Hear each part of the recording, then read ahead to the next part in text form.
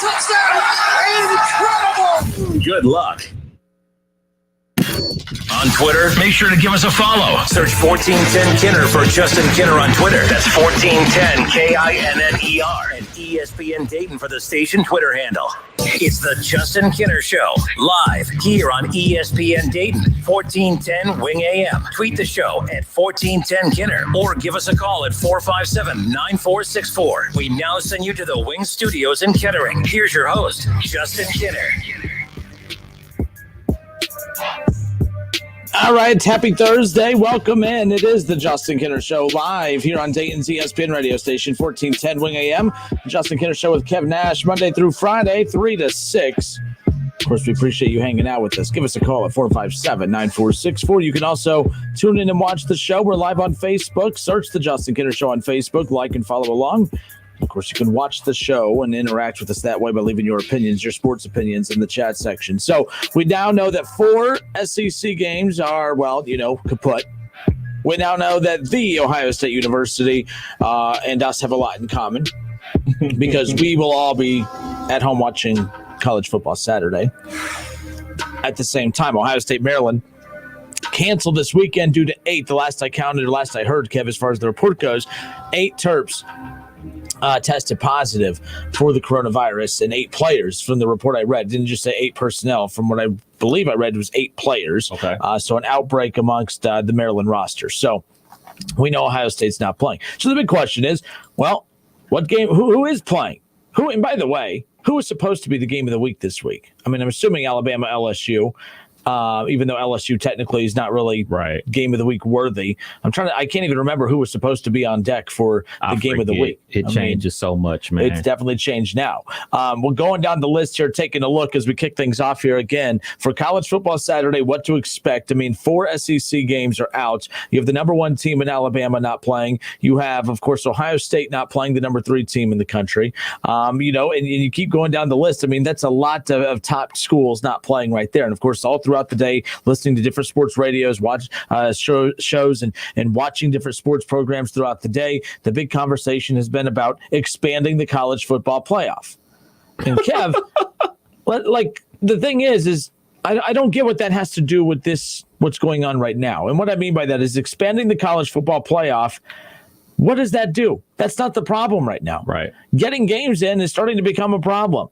Trying to minimize the outbreaks on rosters is becoming the problem. Having conference-only schedules is not preventing these outbreaks from happening, which I thought, I understood kind of at the beginning. If you go conference-only, that's 3 less games of you hitting the road to take on schools from outside your conference that may not have as distinct testing protocol as yourself. I get that. I talked about that with Mark Adams. We'll have that interview coming up here in a little bit from a college basketball perspective, but that's basically the same mindset that the football programs have had, or the conferences did, is like, okay, if we go Big Ten only, I can trust that I know our testing protocols match our opponents' testing protocols. That's how we're kind of doing our own little bubble that way, at least in how we handle the testing. If you're taking on teams outside of your conference, their testing protocol may not be as strict or tight as yours, or it may be tighter, which means they won't want to face you or trust facing you. So all of that comes into play. But you're in conference only, where a lot of conferences and commissioners felt like they were going to have a good grip on how to handle this, or at least everyone would be on the same page. And it doesn't seem like it. But I'm taking a look, Kev, at the list for the top college football matchups here in week 11 of the college football season. We'll go down the list of these top 25 matchups. Start off right off the bat. Number 9, Miami taking on Virginia Tech. Miami on the road. Miami is a 2-point underdog. Really? Virginia Tech is a 2-point favorite at home against number 9 Miami. I can't tell you the last time I've seen a top 10 team take on a non-top 25 team and be the underdog in the matchup, unless there's an injury that I'm just not well aware of. That's crazy to me. Miami, that's very crazy considering Virginia Tech is just coming off a home loss to Liberty. Yeah, I don't get it. Virginia Tech is 4-3, unless they put this wrong. No, Virginia Tech is a 2-point favorite at home against the Hurricanes, unless they thought, oh, Miami of Ohio. But then that's pretty sad too. That if you have Miami of Ohio, you're only a 2-point favorite over Miami of Ohio. I think that's pretty weak too. They're MAC champions. Virginia Tech again, a 2-point favorite, welcoming in number 9 Miami. I can't tell you the last time that we have seen a situation like that where a top 10 team is going up against a non-ranked team, and the top 10 team is the underdog. Very strange to me. Coastal Carolina. All right, they are an 11-point favorite at Troy. Wow. I mean, this is one of the top matchups this weekend. Top 25 right there. Coastal Carolina 7-0, but pretty good. There's a lot of strange. I mean, Marshall's number 16 in the country. Coastal Carolina is at 15. You have Cincinnati and BYU doing their thing. Liberty's number 22. This top 25 list, I can't tell if this is a result of the Pac-12 coming in late, of the Big Ten starting late. I'm not sure. I can't tell if this is a situation where these are teams who are benefiting from the funky start to the season for those. But why is it that Liberty can go 7-0 to start the season? Why can these teams, Marshall, that's what I always laugh at, is we make excuses for these Power 5 teams when really maybe you're just bad. Because how come is it that, Penn State, they've had a weird offseason, so of course they start out slow. How come Coastal Carolina's not starting out slow? They're 7-0. How come Liberty's not starting out slow? They just beat Virginia Tech. How come they're not starting out slow? I agree with what I hate when we make up these rules they're not rules, they're excuses. I agree with you 100%. People always complain about when college teams start off slow. Well, there's no preseason like there is in the NFL. And now they're talking about, the power teams, they didn't have the preseason. And that's like you said, Coastal Carolina, Liberty, Marshall, they're fine. They're balling. Maybe you need to dial up these coaches and see what they're doing instead of complaining all the time, because they seem to be playing some good ball. I mean, like we just said, Liberty just went on the road and beat Virginia Tech. You can say, oh, man, Virginia Tech ain't nobody. But Liberty just showed up into college football. They just got invited to the party. So they don't have any problems. Shouts out to Hugh Freeze. Yeah. Speaking of teams that are new to D1, I saw that UD put a very tough non-conference game on their schedule today. We'll talk about that coming up. Oh, boy. So this team is going to be brand new to Division I, and UD decided to put them on the schedule. Man, I feel bad for UD. There's just not enough schools in this area that, they have to go all the way to Louisville to get it. I mean, good for them. I mean, challenge yourself. I mean, anyways, back to college football. Where were we with that? So I was just distracted by UD just totally being weird about. We were talking about these non-Power 5 teams like Coastal Carolina, Liberty, and Marshall off the hot start. So we weren't talking about UD taking on Bellarmine like a brand new Division I team. That's not. Oh, we'll talk about UD being weak and taking on that team later. Okay. A little bit later. Just making sure. I just want to make sure we're on the same page. So they're not going to take on Wright State, right? They're going to take on Bellarmine. No, they're not going to take on our alma mater, Wright State University. All right. So South Alabama, Louisiana. So Dayton is not going to face Wright State. They're not going to, no Cincinnati, no Xavier. Bellarmine. That's the best they can do. Speaking of that, has UD ever played Wright State in baseball? Oh, yeah. And Wright State kicks their ass in that all the time. But Kev, we're trying to talk football here. Come on. I was just curious. Seriously, keep your eye on the prize. You know I knew that. You know I knew that. They haven't played recently, I mean, anyways. So UD one more time playing Bellarmine. Again, they, congratulations to them, really challenging themselves in the non-conference. Congrats. Okay. So UD playing oh, damn, I can't get that out of my mind. I'm sorry. I got to focus here. No, in all seriousness. So we talked about, Liberty, and we talked about Marshall, Coastal Carolina. It's strange seeing that these teams are having the success that they are. And to be fair to Cincinnati, the Bearcats, and talking football, again, I'm no longer talking about UD scheduling Bellarmine as a non-conference game and not taking on Wright State, who's only 12 miles away, who that would be a game that people are actually interested in. But hey, if you want to make sure that you get some games in just so you don't lose, and that's fine. But we're not talking about that. We're not talking about UD putting Bellarmine on the schedule. We're talking college football. When we talk college basketball, we'll talk about UD putting Bellarmine on the schedule. And if I'm saying their name wrong, I'm sorry. It's because I've never heard of them before. So I mean, maybe that's it right there. But yeah, UD's putting a school on their schedule that I've never heard of before. Did you hear that UD is taking on Bellarmine in the non-conference and they won't take on Wright State because they're afraid to play Wright State? Have you heard about that? I did. Do you know how many days it's been since UD had the guts to take on Wright State? I don't know. I can't remember either. I mean, it's strange. Very weird. All right. Where were we? UD? No, I'm done. I really got to pace myself today. We got 2.5 hours, and I'm already in one of those moods today where I'm just 316. Austin 316. Austin 316 says UD's taking on Bellarmine in college basketball in the non-conference because they don't have the guts to take on Wright State, who's 12 miles away.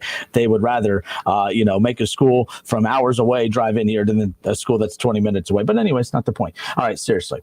So Coastal Carolina. And so we're going to move on to the Big Ten now, too, and take a look at some of these matchups here in just a second. But, I mean, Western Carolina and Liberty, South Alabama. How about Louisiana in the top 25? I mean, this is the strangest top 25 list I've ever seen. Yeah. I mean, at this point, you would think Bellarmine would pop up in the top 25. I mean, it's unbelievable. But no, they wouldn't be top 25 because then UD probably wouldn't schedule them. So, I mean, that's just how it is. How do you feel about these non-Power 5 teams being ranked in the top 25? I have no problem with it. I just hope that it's not one of those, like, SMU is number 19. There is a lot of your non-traditional top 20 schools in the top 25 this year, and I can't get a good feel for, is this just because the Pac-12, once the Pac-12 gets a couple weeks into the season, will that help? They're benefiting. A lot of these schools are benefiting from the fact that Penn State crap the bed to start the season. Yeah. Michigan 1-2 to start the season. Okay. Michigan State's 1-2 to start the season. LSU. A lot of these teams that are your traditional powers are not even, when I say traditional powers, your traditional brand fringes, names, your traditional 15s to 10s. All right. They're not there. Wisconsin's 1-0 holding on to number 13, but let's say Michigan beats them this week. Michigan might come in late, the back end of the top 25. Wisconsin will probably drop out or drop, far back. It's strange to me. Purdue's 2-0. Northwestern's 3-0. A lot of these teams, what is it about the wins that when you take a look at like Louisiana or Liberty or Marshall or Coastal Carolina, are those undefeated teams better than the 3-0 Northwestern, which they're coming in at number 23, but Purdue's 2-0? How come they're not in the top 25? Right. But I think, again, those schools are benefiting because they've played more games. You have Coastal Carolina, who's 7-0, Purdue's 2-0. If Purdue was 3-4-0, they're probably in that top 25, at least on the back end. And it's credit to them because they're taking care of business, and that's what it's all about.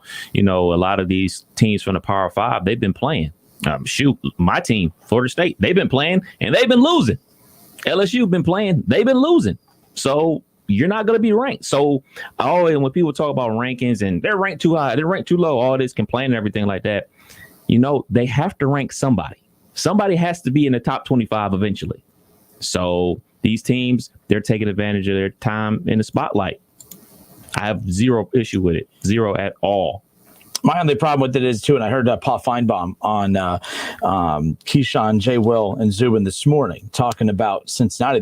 Jay Will just straight up asked Paul Feinbaum about Cincinnati and said, okay, do they have a shot? Do they legitimately have a shot? Is there a path to get there? And he said straight up no, that the committee would put a 2-loss team into the playoff, in his opinion, before they put an undefeated Cincinnati. I agree with him, not because I am hating on Cincinnati, but because it's what we're talking like. So when we put these little feel-good teams in the top 25, it's like, okay, they're feel-good moments. It's so that we'll talk about it. Like, I think that's what the AP does. I don't get it. They put them in there so we'll talk about it. But I truly don't believe that they're top 25 programs. Not all of them. I'm not going to lie. I'm not a Coastal Carolina aficionado. All right. I'm not watching every single one of Liberty's games. So I'm not the most up to date on all of these programs to give you a definitive opinion about, no, they're not in the top 25. Maybe they are, maybe they aren't. But if you really just think about football and how it traditionally works, no, maybe they're not top 25. If think about if we're going to sit there and do a top, let's say, here, let me pull these back up again. So if we have, let's say, for instance, Northwestern going up against even Coastal Carolina coming in. Where's Coastal Carolina? I'm losing my mind here. This is great radio. You're off to a great start, Justin. UD playing, Bellarmine has just thrown me all off. So I'm just, it is. But so number 25, Louisiana going up against number 23, Northwestern. Mm-hmm. What line do you think that would be? I would have Northwestern double digits, in my opinion. Probably by 7 or 8, somewhere around there. So it's still close enough within striking distance. Liberty at number 22. What line would you give that if Northwestern, number 23, is going up against number 22, Liberty? Is Liberty? Is Liberty better than Northwestern? Now, I've actually watched Liberty play. I've actually watched 2 Liberty games. I watched them beat Virginia Tech last week, and I watched a game early in the season. They look fun. I know fun doesn't necessarily mean you're going to win the game, but that Hugh Freeze offense, I would love to play in that offense, especially if I'm a wide receiver. But I would have, of course, Northwestern's going to be favored probably, like you said, probably by 10, 12 points. Can't get a good feel for these rankings. It's going to be interesting following these here in the coming weeks. Justin Kinner, Kev Nash with you here on 1410 Wing AM. We'll open up the phone lines at 457-9464. I'm sure the phone lines are actually lighting up. I wonder if it's all the UD fans calling in to just talk about the exciting matchup, the matchup they've all been waiting for, Bellarmine versus the Flyers. I wonder, is it a UD caller to talk about the exciting matchup? It's not. Who we got? It's not. It's our buddy Charlie. Charlie, welcome in, sir. How are you? Well, what Kev doesn't know about me is I actually am a UD caller. Oh, hey, how pumped are you? And how bummed are you that on the 1 year only 300 fans can attend games at UD Arena? You're going to miss out on the matchup of a lifetime, the Dayton Flyers against Bellarmine. I mean, I feel so bad for Flyers fans who are going to miss out on that opportunity this year. I don't ever get tickets anyway because they're always sold out. That's true. Can't argue that. And they'll go no matter, even if Bellarmine was on the schedule this year for a sold out, it would still probably sell out for that game. So it is what it is. Yeah, and they get like top 50 players and stuff. But anyway, they do. I'm not hating on UD. I'm hating on you are absolutely hating on. You UD. should. There is nothing that is okay about them putting that team on the schedule whenever you have teams around you that could easily be put on the schedule. It's cowardly. It straight up is. I don't care. Hold on. You're looking at it from a Wright State grad. I'm looking at it from a common sense perspective, sir. All right. Now, Kev, okay. All right. I think that it's a very nice thing that UD does by not playing Wright State. It's a win-win because Wright State, the Justin Kinners of the world, all five of you, can say, hey, you know what? They should play us because we would beat them. I bet. Never said that. I've never been on record saying that Wright State would pummel UD. Last year, if they would have played, and I was pushing for them to play last year too, knowing that probably they would have just run Wright State off the floor, I was still pushing for them to play last year. It's not about because I think Wright State could win or not, and who's to say that they couldn't? Even back when they used to play, people said Wright State couldn't beat them, and they beat them 3 times. They're 2-1 at the Nutter Center against them. I mean, who cares? All right. Now, Kev, what about this? Wouldn't it be very nice if Pittsburgh was like, we're not going to schedule the Cleveland Browns instead of just pounding them? Wouldn't that be nice? Like, if Cleveland fans could just be like, man, you know what? It would be really cool if Pittsburgh, the big dogs near us, if they would just put us on their schedule, so maybe we would have a shot.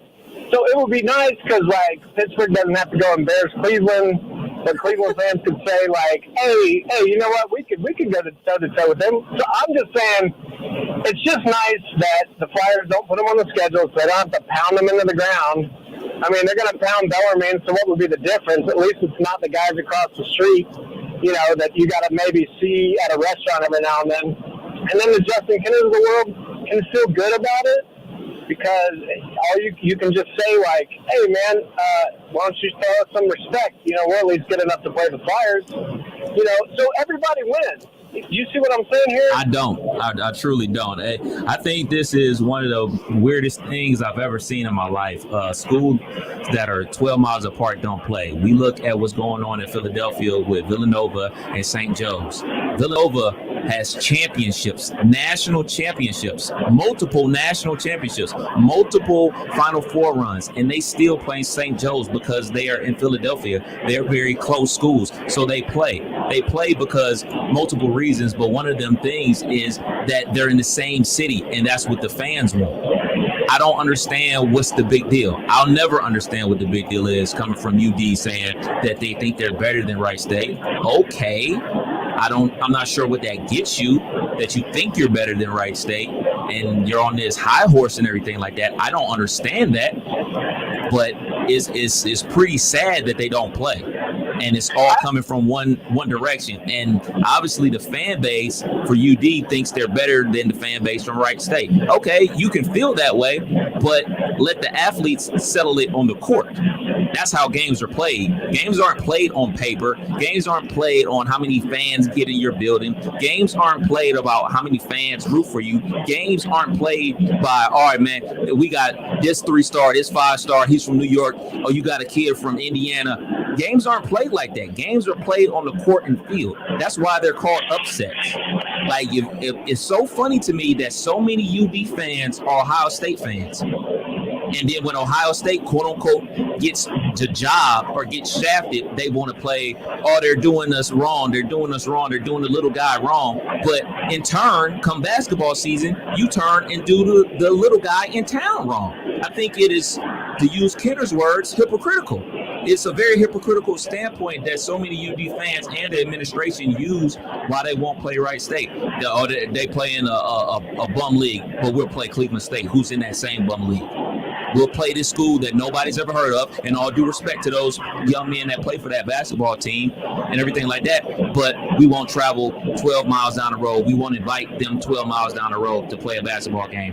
It is a lot of egos involved, and those egos are tarnishing something that could be really great for the city. It could, we talk about everything that happened with the Oregon district shooting and how horrible that was for our community. Would have been better than the two biggest schools in our community coming together and raising money for the victims. But no, they said no. One team said no. One team. Yeah. One school said no. We do something in 365. That is so trash. Like, I try to be nice about it. I kind of let Kenner do his thing, but that's just trash, man. I can't get behind any of that, and I respect all the UD players. They're great basketball players, man. And let's be perfectly clear. The UD basketball players could care less. They probably want to play them because guess what? They're competitors. They're athletes. They know that, all right, on any given day, somebody could get hot from Wright State and hit a bunch of threes and beat them. So the only way to beat them is to shut them up. And I guarantee you the UD basketball players would love nothing in the world more than to shut them up. It is the people behind the scenes pulling the strings, making sure this matchup doesn't happen, and it's sad, to be perfectly honest. I got a tear in my eye right now. That was brilliant. That was David Shaw said, "Preach, Kevin." You know what the best part is Charlie had no clue that was coming. Charlie had no clue that was coming. The Kevin has the phone lines lighting up right now. Charlie, you had no idea that was coming, did you? Well, I'm so happy that it did happen because Kev hangs back. He always hangs back. And I got to be honest with you, Kev, I always want to see UD Wright State. I mean, I always call him, to give Justin a hard time, but you make a valid point. Charlie, you cut out. Start over. Can you hear me? Now we can, yes. You said Kev makes a good point. Completely agree. I just called to give Justin a hard time, but I always get jokes of the they. He's cutting out too much. Charlie, I'm sorry, man. You're cutting out too much. No, we weren't blasting you. It was just you. I think Kev has heard a lot of the excuses and finally hit his break. Yeah, man. I'm just over it, man. I'm almost to the point now where, a lot of the administration at Wright State is with it. It is what it is, man. They don't want to play. Fine. We're going to continue on playing basketball and playing good basketball. It's a lot of things that happen in this city, and I go to a lot of Wright State basketball games, and I used to go when I was a student there, and we were not good, but we still went because not only there was nothing else to do, but we had friends on the basketball team. We went to the women's games as well. We had a lot of friends on the team. It's a very close-knit community at Wright State where people come out and the student body comes out, at least when I was there. And now that they're a good basketball team, I'm happy. I'm happy to see my school play good basketball. And you know what? From now on, I'm over it. UD doesn't want to play Wright State? Fine, whatever. We're going to continue playing basketball. We're going to continue to get good student athletes at our school, and we're going to continue to do our thing. It's a famous line from Biggie Smalls, Notorious B.I.G. What you eat don't make me poop. That's it.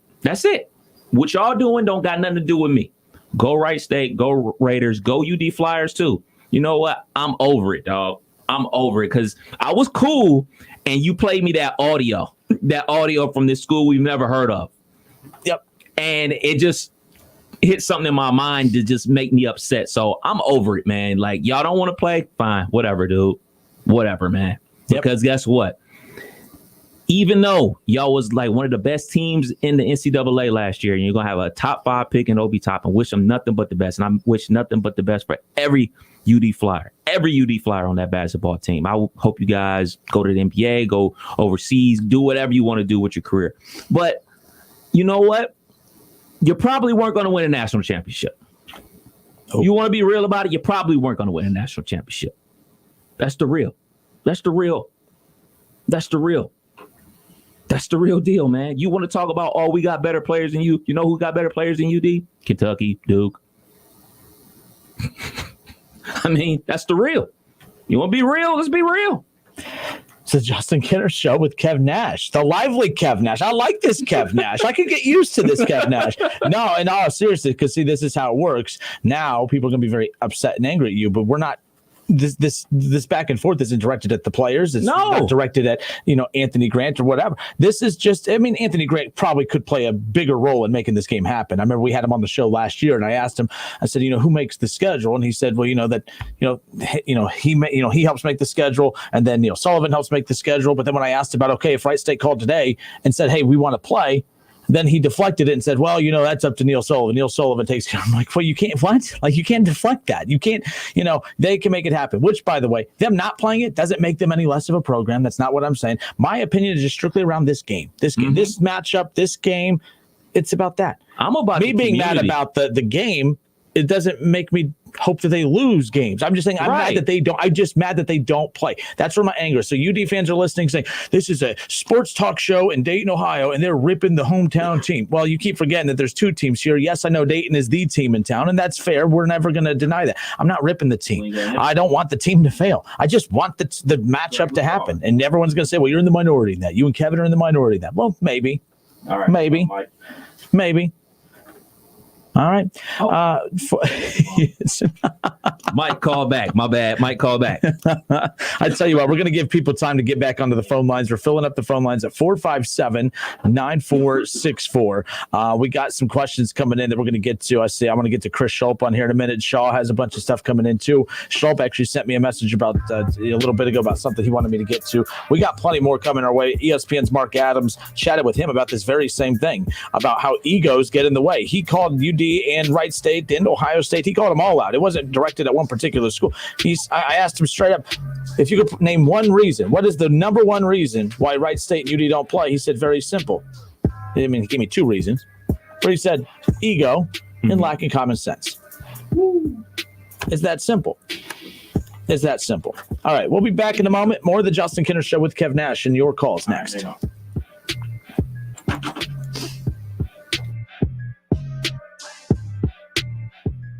It's the Justin Kinner Show with Kev Nash on 1410 ESPN Radio.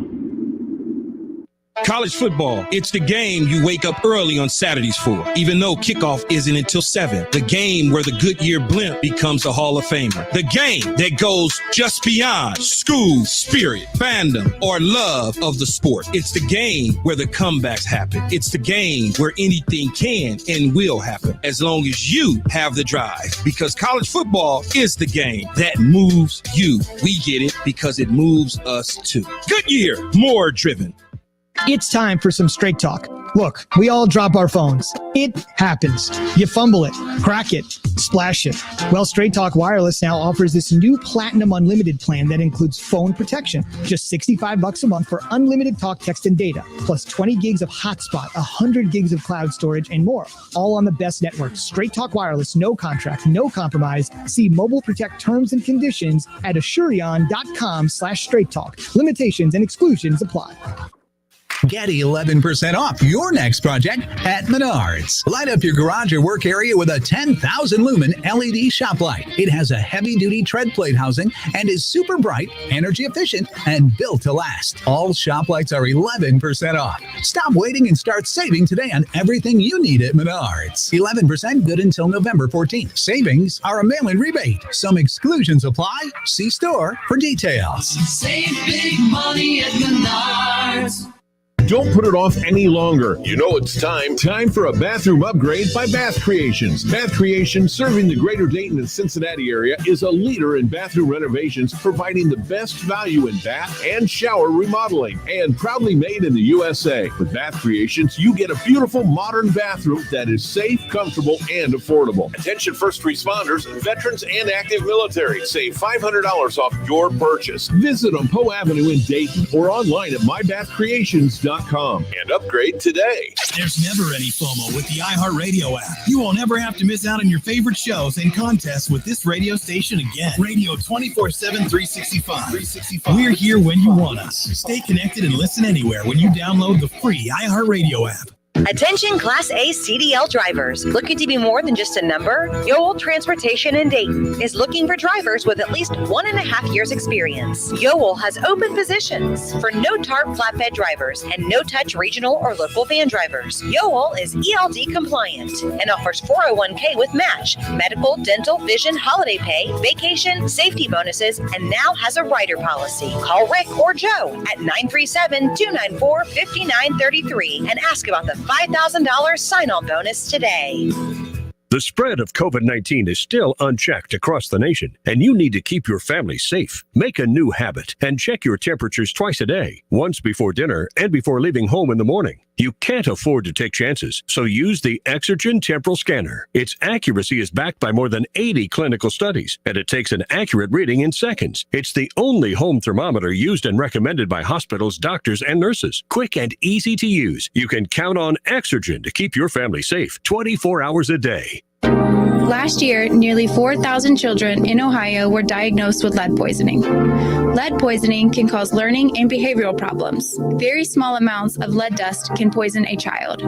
Children who live in or frequently visit homes built before 1978 with chipping paint or recent renovations are the most at risk. The good news is you can find lead-safe rental housing for you and your children at ohiohousinglocator.org. This message brought to you by the Ohio Department of Health. Hi, everyone. It's Jeff Heil with Ohio Irrigation and Buckeye Lawn and Landscaping. Are you tired of the leaves in your yard? It's been a beautiful fall, but as we know, things are sure to change as we head into the holiday season. It's a great time to give your yard that tune-up it needs before heading into winter. Right now is the time for pruning and deadheading your shrubs and perennials, as well as cleaning all the leaves out of your plant beds. Get those leaves out? Contact Ohio Irrigation and Buckeye Lawn and Landscaping. Go to buckeyenohio.com. That's buckeyenohio.com. Staples helps your business go big with everything you need at amazing prices. From office essentials like paper and ink to health essentials like masks and sanitizer. Save big at Staples. He's a former Buckeyes great and now a college football Hall of Famer. And don't forget about his 13 years of NFL experience playing for the Eagles, Dolphins, Jets, and the New England Patriots. He's Dayton's own Keith Byers. Hang out with him every Monday at noon on the Keith Byers Show, presented by Lee's Famous Recipe Chicken. Whether you're at home, at work, or in your car, tune in to ESPN 1410 Wing AM or stream us live at wingam.com.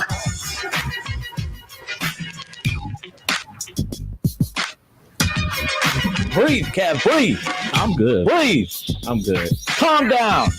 I don't know who you think you are coming in here acting all angry and stuff. I mean, we don't do that here. Right? We're very down the middle. Remember that email I told you I was going to get? Yep. Oh, I just got it. Came in the hot, right? That didn't take long. Nope. Actually, it didn't take long at all. We welcome you back. It is the Justin Kidder Show with Kev Nash, live here on 1410 ESPN Radio. And, of course, now I have 3 emails and a couple messages on Twitter just absolutely furious at us right now, reminding us that we're doing a show in Dayton. I don't understand what that has to do with it. In fact, we're talking Dayton just because we're upset with the fact that – because here's the other thing, too. Like on UD's Twitter account a little bit ago, it was a little video message with Anthony Grant, and Anthony Grant brings up fantastic points about, how the non-conference, that's a very important time to be able to help get to know your guys. You get to know your team. It's important to have those non-conference games. And he said that's going to be difficult this year with not having as many. Why don't do that? I don't want to hear that. I don't want to hear from coaches complain about, well, we're going to have a limited non-conference schedule this year because blah, blah, blah, blah, blah. That's your fault. Well, that's your fault. No. It is whenever there are games to be played and you're choosing not to play them. Like when you are choosing, there are more teams that you're choosing not to play than there are games that you can't play. Am I wrong? Like, so my question would more be for the A-10 conference. What restrictions are they coming down with? Nothing for non-conference. Okay. You get up to 27 games. I think their A-10 schedule, if I'm not mistaken, I think it's 18 If I'm not mistaken, I got to go back. I think it's 20. I think it's 20. It says 20. It is 20. 20 games. They got 7 non-cons, so they have 2. So they have 5 more spots to fill. I talked with Wright State head basketball coach Scott Nagy yesterday. He said they still have a spot open on their non-conference schedule. He said they're still looking for another game. So, and when I asked him about Coach Nagy about, well, why don't these matchups happen? Why can't you get a matchup with we got that audio right here? Yeah, we got that audio. But thank you. Why are some of those matchups difficult to kind of tie down? Well, I mean, you say that, just pick up the phone, but we do pick up the phone, but somebody else has to answer. And that's where we run into those problems. And I think if I were at some of those schools, I would think the same way. I mean, you get to a point, again, where you play a team at a mid-major level. If say you're a Xavier or Dayton or whatever, the expectation is if you play that team, you're supposed to beat them. So really, in those terms, Wright State playing those games, we have everything to gain and nothing to lose, and they're just the opposite. They have everything to lose and nothing to gain, and it's much easier for them to play somebody maybe outside the area where there's less known about it, less excitement around the game. And so, I understand why they don't pick up that phone. I know early on when we were in Division I South Dakota State, we weren't very good. Every people were calling us, and we were getting games like crazy. And when we finally got good, and nobody would pick up the phone, and we struggled to put a schedule together, then I knew we kind of were where we wanted to be. And I think at Wright State right now, we're kind of where we want to be, where it's hard to put a schedule together. Yeah, so very similar. Again, Coach Nagy at Wright State came from South Dakota State. In fact, won a ton of games when they were Division II. He was their head coach when they transitioned to D1, and you heard him. He said, "Hey, when we transitioned to D1, teams called us. They wanted us on the schedule all the time. They, you want bad teams on your schedule so you can get your W." Gee, does that sound familiar?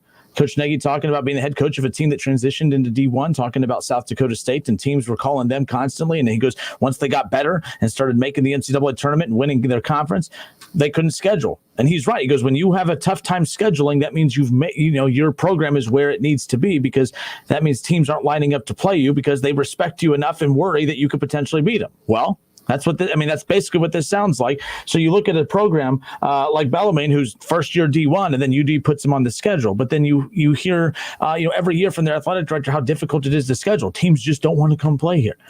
Well, that's why we asked Coach Nagy yesterday, hey, why don't these matchups happen? Hey, we pick up the phone. Hello, ring, ring. When you shoot you a text first, hey, call me when you're free. I mean, what needs to happen? So I don't want to hear. And so I don't want to hear coaches say, well, it's very important that we get non-conference games in because we need to learn about our guys. We need to learn about our players. Coach Grant's right. We're filling a lot of new roles on this team, a lot of new players. We don't have Obi anymore. You don't have the senior leadership of Ryan Mikesell and Trey Landers. You got to figure out, you got experienced players, but sometimes experience could be trumped by new roles that you still have to become experienced in those roles, and you don't know how you're going to settle into those.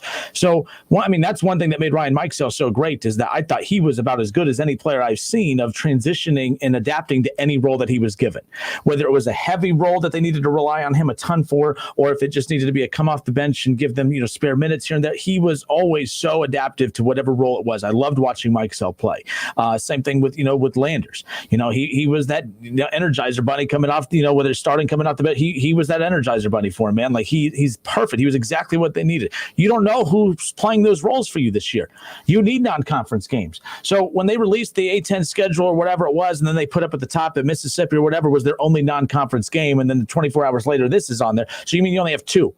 Don't tell me how important it is to get to know your players and to get to know your team when you have opportunities to fill out that full non-conference schedule. Now, I know COVID can knock out a game. Right. Okay. COVID, if you only have 2 non-conference games, and who's to say that UD's not adding more and they just haven't announced it yet? I'll give them the benefit of the doubt there, although I doubt it. I do believe that there could be more games coming. I just doubt that it's going to be the games that we're talking about what should happen. So if COVID knocks out one of those, now you have one less game. But don't tell me, it's important to have non-conference games when you are choosing to not play more teams than you are choosing teams to play. Don't say, hey, we're having a hard time filling out a non-conference schedule when you have teams to play.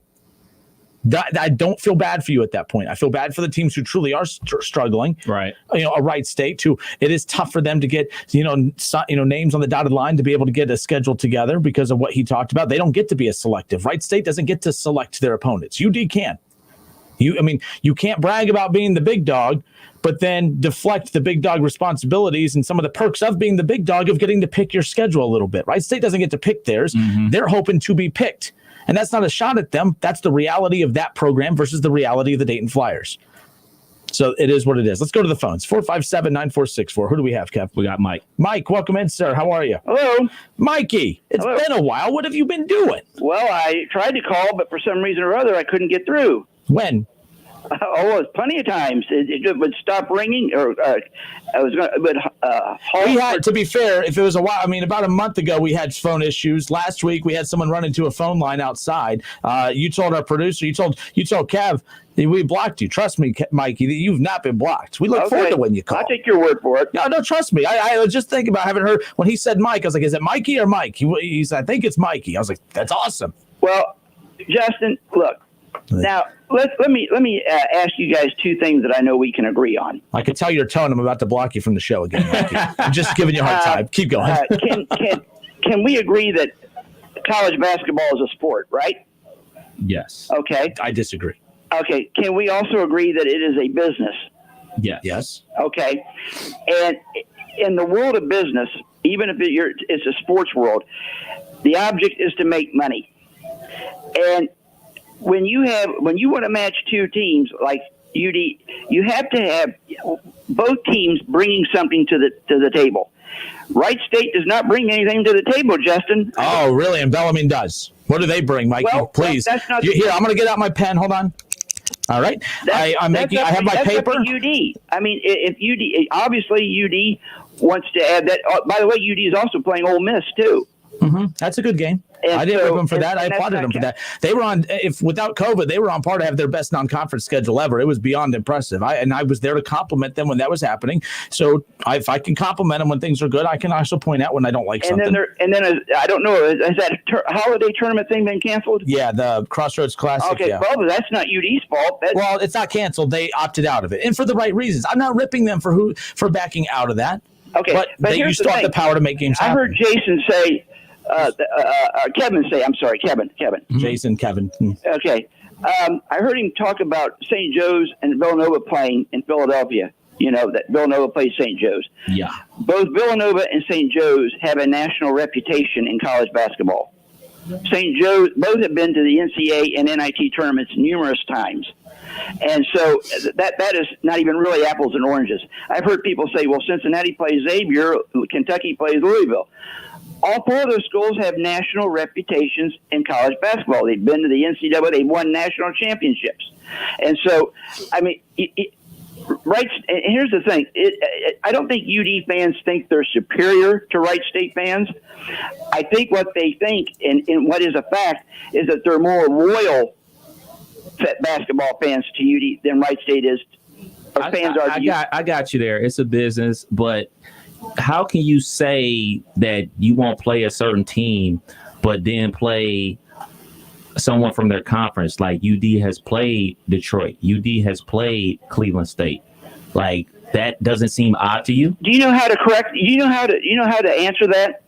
What Wright State should do, and I've mentioned this before on this radio show and other radio shows, say the hell with it. We're not going to try playing UD anymore.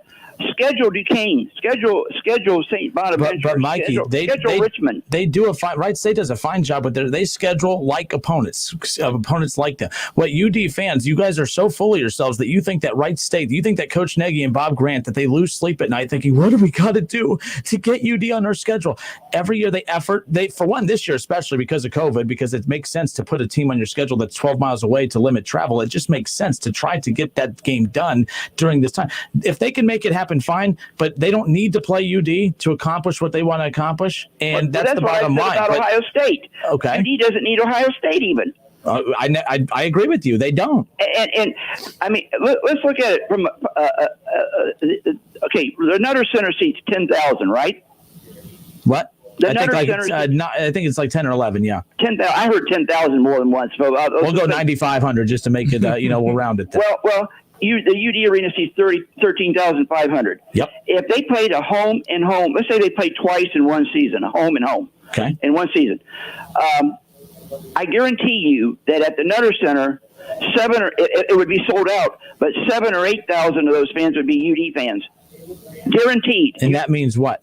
What does that have to do with anything? The fan base in Fairborn does not support Wright State. And if they won't support Wright State, why should anybody else get excited about Wright State? First of all, I cover Wright State. I go to a lot of the game. They average about 4,000 to 6,000 fans, which doesn't touch what UD does. But Wright State, see, this is the thing that UD keeps forgetting. UD tries so hard to convince Wright State that they are not on UD's level that they don't even realize that Wright State's not trying to pretend to be on their level. They know that. Wright State is because they want to play them every year. And so who that blue hell is Bellarmine? Who the hell are they to think that they should be on UD's level to play them, Mikey? What does that make sense? Let me go make one more point.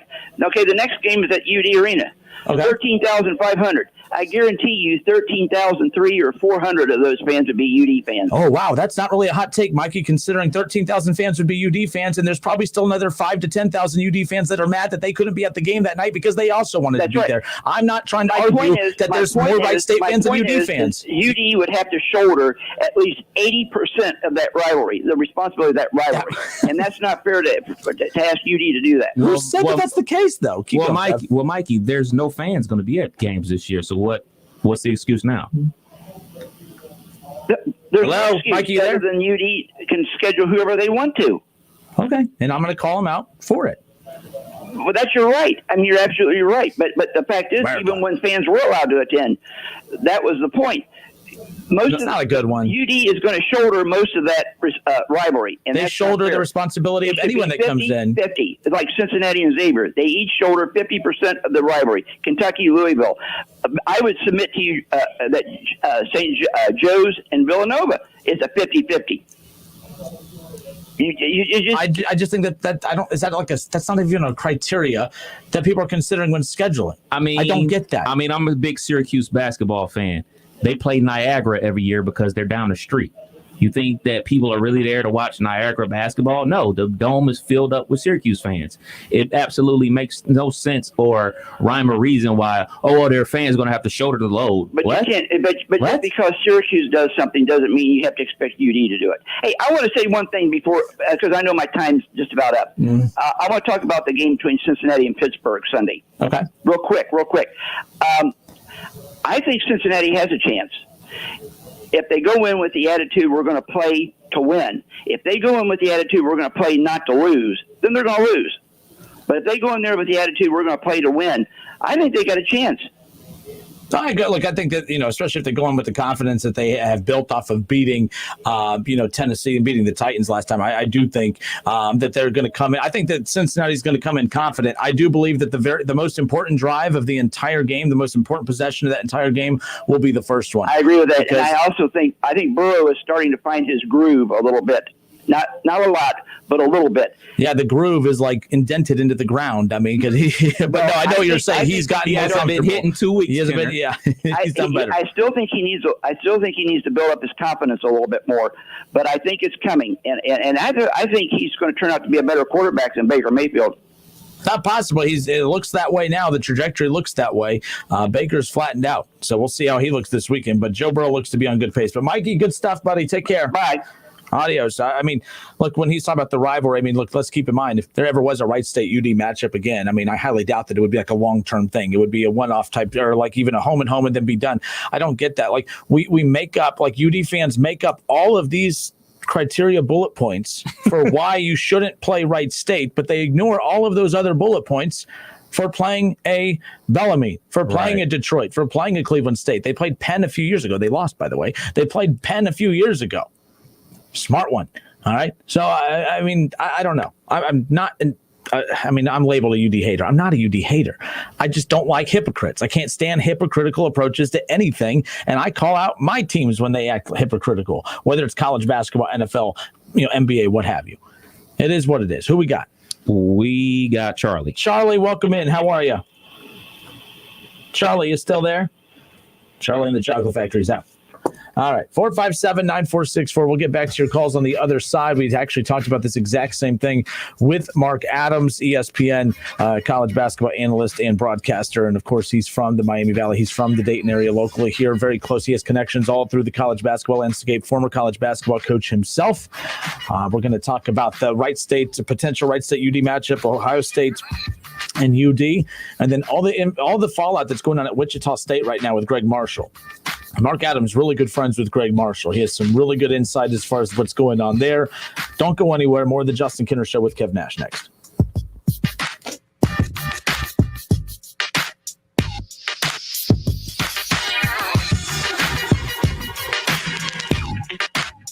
It's the Justin Kinner Show with Kev Nash. Justin, you're awesome, baby. Right here on 1410 ESPN Radio.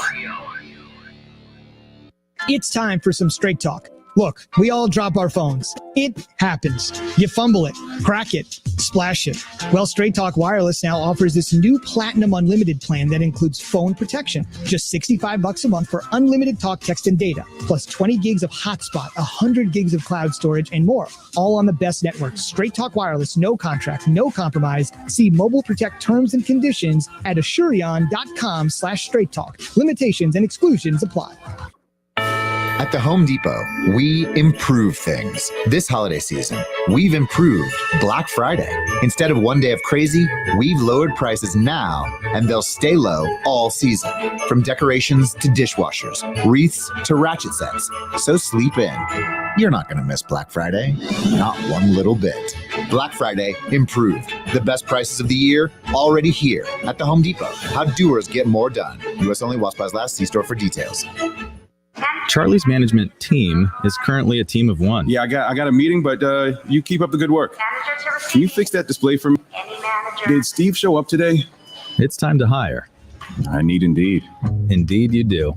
The moment you sponsor a job on Indeed, you get a short list of quality candidates from our resume database. Indeed delivers 2.5 times more hires than the other branded job sites combined, according to Breezy HR 2019. Visit Indeed.com/credit and get a $75 credit for your first job post. Terms and conditions apply. Cordell Transportation is now hiring for brand new home daily dedicated lanes. Earn up to $1,620 per week. A $2,000 sign-on bonus, medical, dental, vision, company paid life insurance. Apply online at CordellTransportation.com.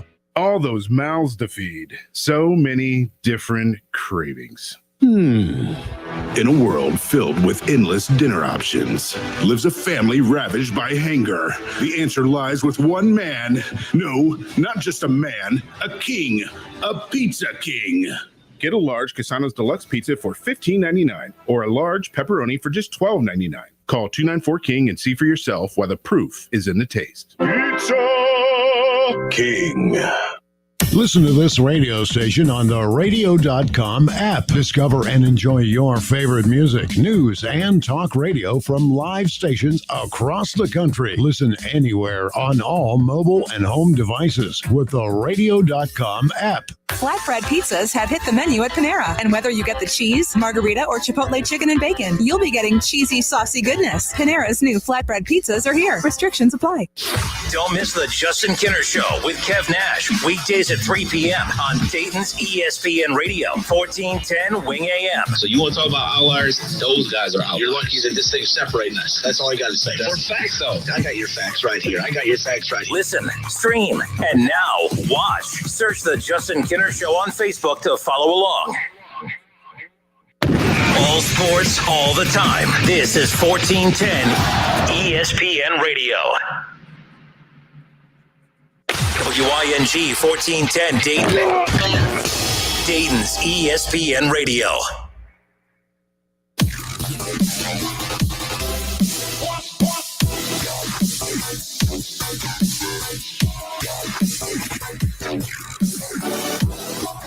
ESPN college basketball analyst Mark Adams. Mark, welcome in, sir. How are you? Justin, I'm doing well. You know, we are COVID-free here in Springboro, Ohio, at least at the Adams Ranch.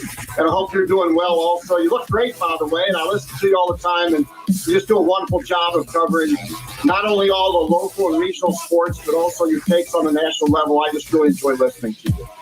Some enjoy it, some don't, right? But no, I appreciate that. And Mark, and as I mentioned to open up the start of the broadcast, we're embarking on the college basketball season. We're just a couple weeks away. And like pretty much everything in life right now, especially in 2020, there are a lot of questions and not a lot of answers. But what we do know is everyone is going to put forward their best foot forward to try and get a college basketball season in. Scheduling is always the main topic of conversation between us, and that's going to be one of the main topics today. I want to open up with that. right now we know the conference schedules are beginning to roll in across the board for conferences across college basketball. But the big question mark has been the non-conference scheduling has always been an art that not a lot of conferences have mastered. You've helped a lot of conferences in that regard. It's difficult in a regular non-conference season. It's even more difficult right now due to COVID. And the non-conference schedules are still in very many cases incomplete. In fact, Dayton just today released their non-conference schedule. They only have one game right now scheduled, and that's Mississippi at UD on December the 19th. And that's really, the challenge right now. I reached out to Doug Housechild because in the original release from WHIO, it just said they had one non-conference game open up December 19th, and I didn't know what context was around the rest of the games. Of course, Dayton just got out of the event in South Dakota, and so they're trying to figure out, okay, what's next? Because I think the original thought was, Justin, that teams could kind of bubbleize themselves. They could go to a tournament, get 3 games or even more, and that could take care of a lot of the metric-driven types of games that you need to get to the NCAA tournament. But the reality is now that as you look at traveling to a place like South Dakota, that doesn't seem very practical to me. As a former athletic director, former head Division I basketball coach, I've said to anyone that will listen to me that local regional is the way to go. I mean, right here in this small area with basically a 50-mile circumference, you got Xavier, Cincinnati, Miami, Wright State, Dayton. Don't have to go far to get to Columbus for Ohio State. You don't have to go far to get to Butler over in Indianapolis or down to IU in Bloomington or Louisville or Lexington. You got Bellarmine in Louisville as well, which is a new Division I program. So, and that doesn't even count the MAC. We only have 13 Division I schools in the state of Ohio. So anyone that will listen to me, I have said, look, play home and homes against your regional and local rivals. This is a different circumstance, and all this selfishness that has gone into scheduling for so many years in order to meet the metric requirements of the selection committee, the NCAA, that goes out the window, in my opinion. And I think you got to say that every game is a good game now. But here's the good news, Justin, in our area. Wright State is typically a top 125, 100 program. That's a really good thing. Miami is improving under Jack Owen. They've got 4 starters returning this year. You got Xavier down the road, who's won back-to-back 19-win games. Certainly Travis Steele trying to get that program on the move. John Brannon has a transfer from Michigan along with big guys like Chris Vogt. Great front line. That'd be a great home and home. Northern Kentucky, I didn't even mention them. They're also in the top 125, 100 in the Horizon League. So there's so many options here scheduling. And if athletic directors and coaches aren't swallowing their ego a little bit and trying to play by the old rules, these are the new rules. And COVID made up all new rules for us in every single way. We've got to respect that. And I think do what common sense dictates, which is look for home and homes with local rivals. It's going to create a lot of interest, a lot of marketing opportunity for the programs, because frankly, there isn't a whole lot of upside for getting on an airplane and traveling into a COVID unfriendly environment. And so as athletic director, I look at safety first, and I also look at convenience, and any bus ride is a good bus ride, and any game is a great game as far as I'm concerned. Yeah, and you talk about egos and everything like that. And again, I don't know all the behind the scenes stuff that happens, and I'm not going to try and pretend to do that. But at the same time, sometimes the answers just seem so simple that I don't understand how they don't happen. For instance, you have Ohio State and UD who just exited that same tournament together, which means you can't use the excuse of, we have prior commitments already. You have the 2 teams who left the same tournament, who have the same 3 dates open now. You're in-state opponents. You're very good opponents for one another to help you accomplish that goal of getting to the NCAA tournament. So to me, and help me, you have a background in the college basketball world. I'm just some guy who pretends to know it all. But to me, there's no other answer than just oddness of why that matchup would not happen. Someone has to pick up that phone. That's a matchup that should happen, especially if you have 2 programs who are struggling to get games in the non-con right now when they're only an hour apart.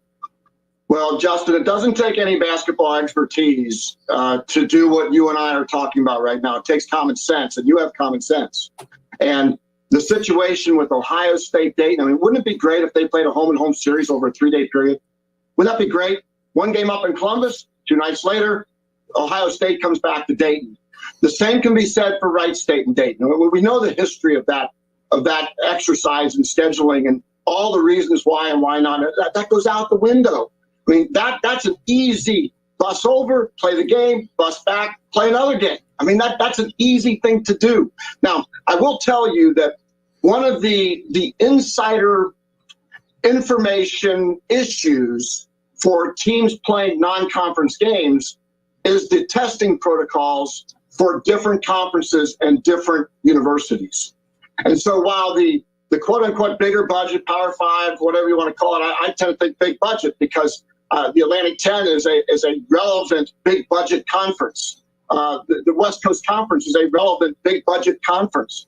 And so, but they can leverage those better budgets for better testing strategies and more frequent testing along the way. And so the argument is that coaches don't want to play lesser budget programs because they don't have as stringent testing protocols.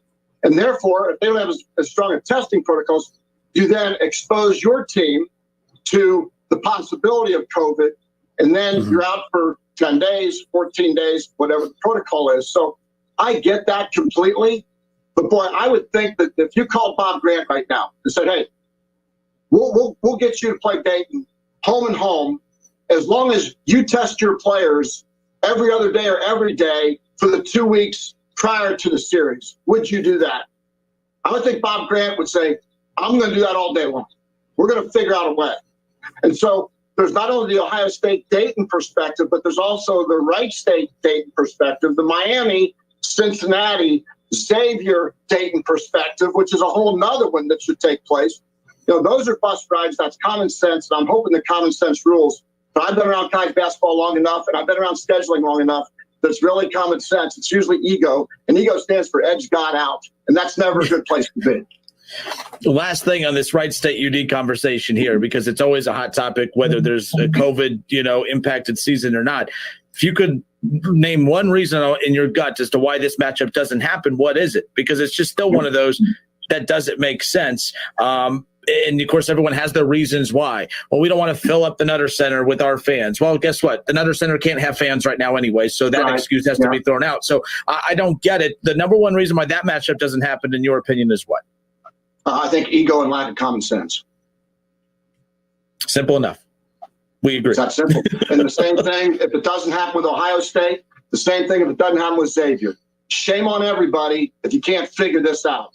This is easy. This is simple. This is common sense. But most importantly, this is safety for the welfare of the student athletes in those programs. It's a win-win for everybody. All right, ESPN Radio's Mark Adams with us here on the Justin Kinner Show. We're going to step away for a few moments. We'll close out our conversation with Mark Adams on the other side of the break. We'll dive into kind of what's going on at Wichita State right now as rumors continue to circulate about the parting of ways between the very successful longtime head coach of Wichita State, Greg Marshall.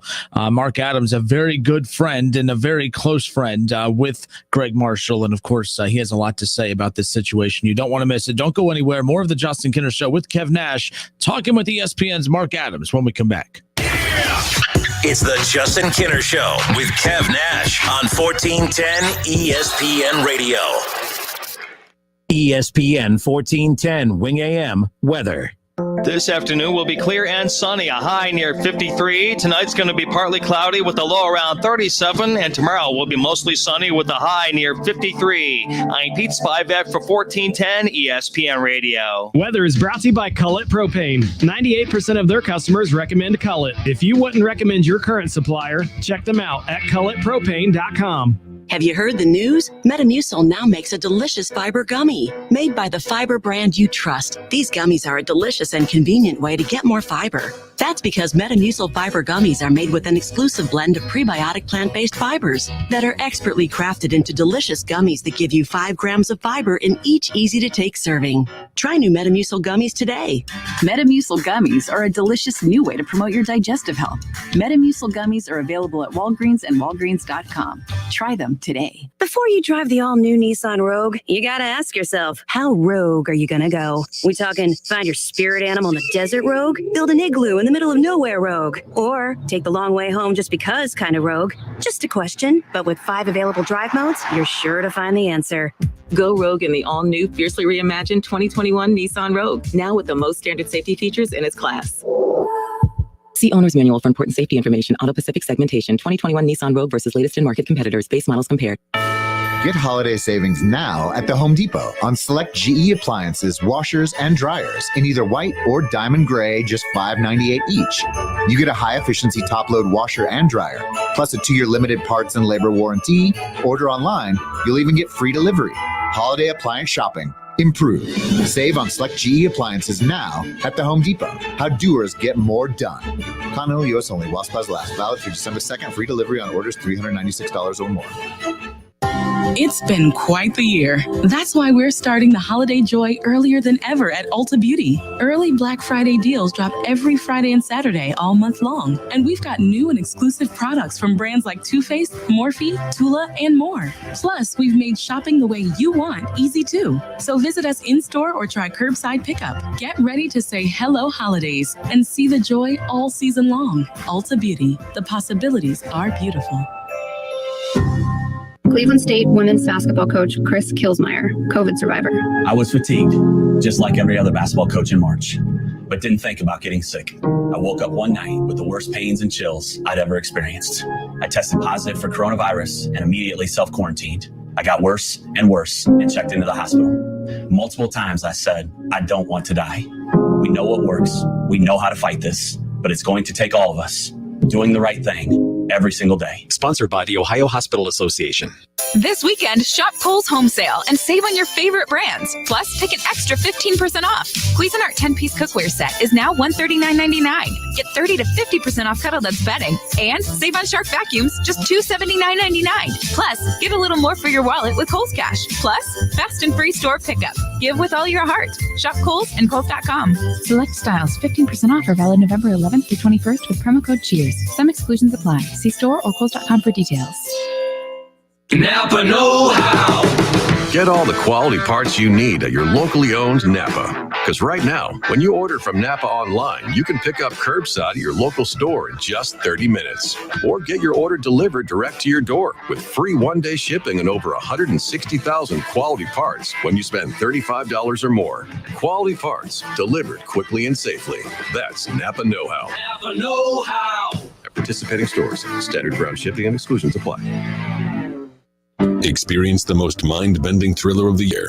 Available at Redbox. From the producers of Get Out and Us, Rent Antebellum, starring Janelle Monáe. Successful author Veronica Henley finds herself trapped in a horrifying reality that forces her to confront the past, present, and future before it's too late. Don't miss Antebellum, along with other new movies, and make it a Redbox night. Head to one of the 40,000 Redbox locations, stream on your smart TV, or visit redbox.com for all the ways to watch. It's time for some straight talk. Look, we all drop our phones. It happens. You fumble it, crack it, splash it.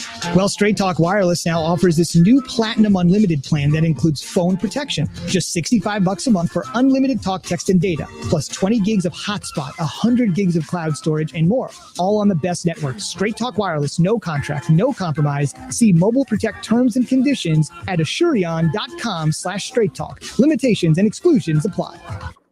Strict attention to detail. That's what sets Kubota construction equipment apart. It's how we maximize performance, increase strength, and give you the dependability you demand. We engineer our equipment precisely at every level. It's what makes us a leader. Save up to $11,000 on construction equipment or get 0% APR financing for 60 months. Now through December 31st, 2020. See us or go to KubotaUSA.com for more information. See Columbus Equipment Company, 7570 New Carlisle Pike in Dayton.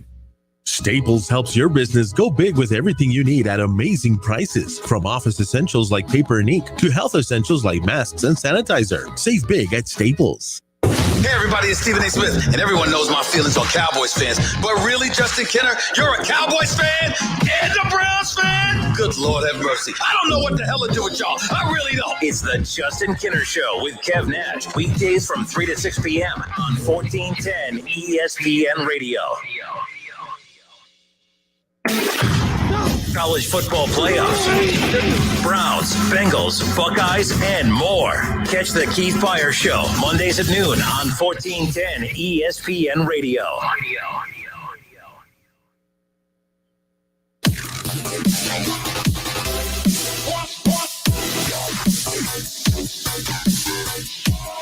All right, we have ESPN college basketball analyst Mark Adams with us here. Some other unfortunate news in the college basketball world. One of the real feel-good programs in college basketball over the last decade has been the growth of a program you're very familiar with in Wichita State. Unfortunately, rumors circulating. I'm sure you love rumors, but the rumor mill circulating, and maybe by the time this airs on my show later on this afternoon, it might have happened. But there's talk of course, Greg Marshall and Wichita State parting ways. That's been a very unfortunate situation for a guy that has been such a feel-good story in college basketball, building that program to what it is right now. That program is why it gives programs like UD and other programs around the country, confidence. Say, hey, we don't have to be in a big conference to make a name for ourselves. That was one of the programs that did that. Just talk about the unfortunate happenings going on with that program right now. Well, first of all, I need to, in full disclosure, have everyone understand that Greg Marshall is a longtime friend of mine, and I'll talk about that in a few minutes. But one of the things I learned in coaching was how to separate friendship and go kick somebody's ass when you're on the floor keeping score. So anybody that thinks that a broadcaster like me shows favoritism during a broadcast or anything because of personal feelings, there are 356 Division I coaches. Probably over 200 of them are personal friends of mine. So to me, I don't care if you're a friend of mine or not. When I go on air, I shoot straight. I tell you exactly what I think, and I think it's served me well now for 24 years. So in this case with Greg Marshall, first of all, let me say that the allegations, if proven to be true, and I think now that the university investigation is moving down a path where there's an overwhelming number of people who have corroborated Shaq Morris's story about getting punched. Was it a shove? Was it a punch? Where did it land? All those things. Bottom line is you cannot land a hand on a player. The alleged circumstance of the assistant coach where he allegedly choked an assistant coach. In that case, that assistant coach has moved on to Minnesota. I personally talked to him. He loves Greg Marshall. Was there an altercation? He wouldn't say. But the bottom line is there are other people who have corroborated that story. And so there was something that happened there, something that probably was not appropriate that happened there. And then there's some of the verbal things that have gone on as well. Now, let me say this, that if I did those things, and I stopped coaching in 1996, which was a different era in coaching, okay? And to say that I never shoved a kid, that would be a lie, Justin, an absolute lie. I never punched a guy, but I can tell you a circumstance in LSU where Pavel Petrov, a great kid, in fact, he called me his father in the United States. He was from the Soviet Union, of course, now Russia, and a wonderful kid and a great, great relationship. And he cheap shotted a guy during practice. And I grabbed his jersey and I pushed him back on the baseline and told him, don't you ever do that again. And then I had him go up and run stairs. Now, by today's standard, that's wrong. And I'm sorry that I did that. But during that time, it was more accepted behavior. It's not acceptable ever now. And we're going back, for me, 24 years to identify one circumstance where I acted inappropriately and unprofessionally. Did I deserve to be punished for that today? Certainly I would be. I bring that up as context because if I punched a guy or if I went after an assistant coach, if I said anything that was racist, and that's not in the core of who I am, I would expect to be fired. I would expect not to coach again, Frank, at the collegiate level. And so what's happened to Wichita State, I can tell you that my gut is, based upon a lot of really good sources, that relationship's going to end within the next 24 to 48 hours. I feel confident in that, although, I guess anything can happen, but that seems to be the path that Wichita State and Greg Marshall are heading down right now. And Justin, here's the other part of it. We often watch coaches and what they do on the sideline. And look, having done it, real passionate guy, the guy you saw on the sideline isn't the guy that you see now, just talking with you. It's different when they turn on the lights. But I will tell you this, that I think that the coaching profession overall, that we need a standard of behavior like we have in business. If I were to speak to a colleague, or you were to speak to a colleague at your organization, like I used to do in practice sometimes, I'd be fired. It's inappropriate.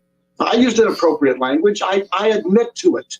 And if any coach out there, there's probably a lot of us that could admit to it over the years. But I think it's time for coaches to take control and have business ethics standards that apply to coaching. Because what are we really trying to do? We're trying to prepare student athletes for the rest of their lives, to be successful business people, to be successful lawyers, successful teachers. Are we really doing that in coaching when we elevate the tension in our rhetoric or in our physical behavior on the floor?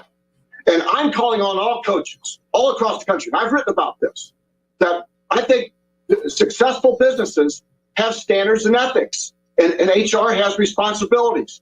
And why are we 20 years removed in Greg Marshall? We're now learning this about Greg Marshall.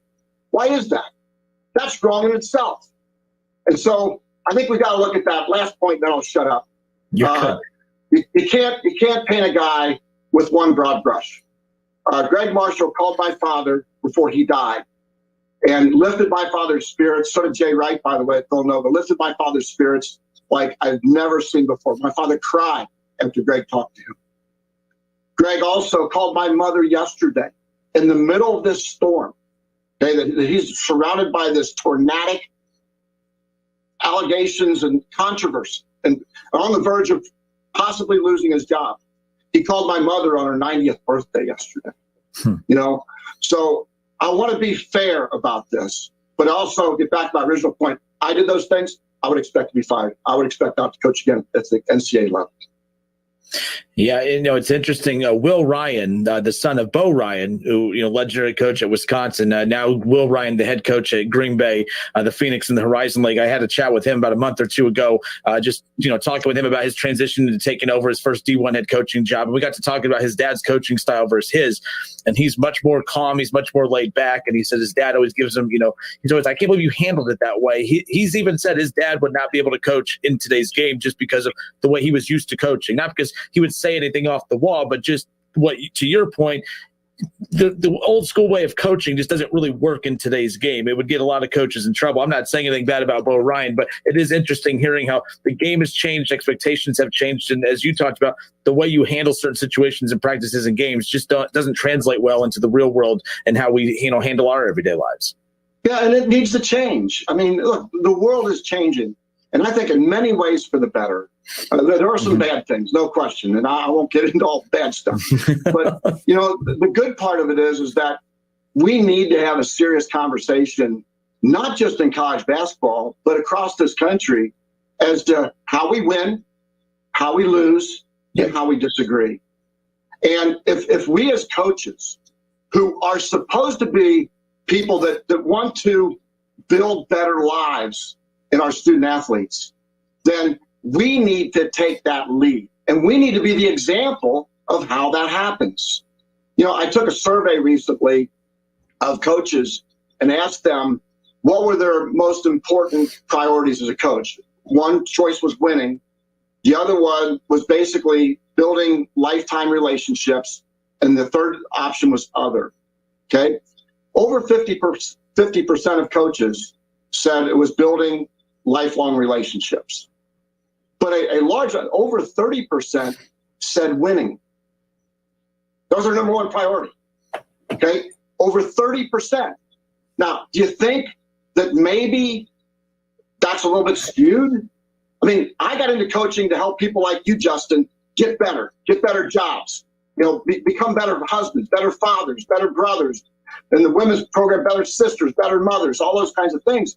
And I think the coaches need to take the lead and get back to our core mission, which is to build young people into successful and sustainable professional people as they move out of our programs. You talked about that survey. The project you've been recently working on is kind of built off of your recent book that you had recently put out too, The Coach and the Geek, Building a Kick Butt Culture. Just talk about how what started out as a book is basically transformed into this new project you're working on, which deals with that survey that you just alluded to. Yeah, Jeff Van Fleet and I. Jeff is the geek in the Coach and the Geek, by the way, and we co-authored the book. And along the way, coaches started our message of long-term success versus short-term winning, because that's really what the book is about. The coach in the book, Coach Woodward, is constantly conflicted with his need to win to keep his job versus the real mission of a coach. And that has resonated with so many coaches across the country. And so we thought, let's start doing some research. And so we've talked to dozens of Division I coaches, like Jay Wright, for example, of Villanova, Kermit Davis at Ole Miss, Kelvin Sampson at Houston, Brian Gregory at South Florida has been a tremendous asset as we've gone through this process. And what we decided to do was we did some surveying along the way.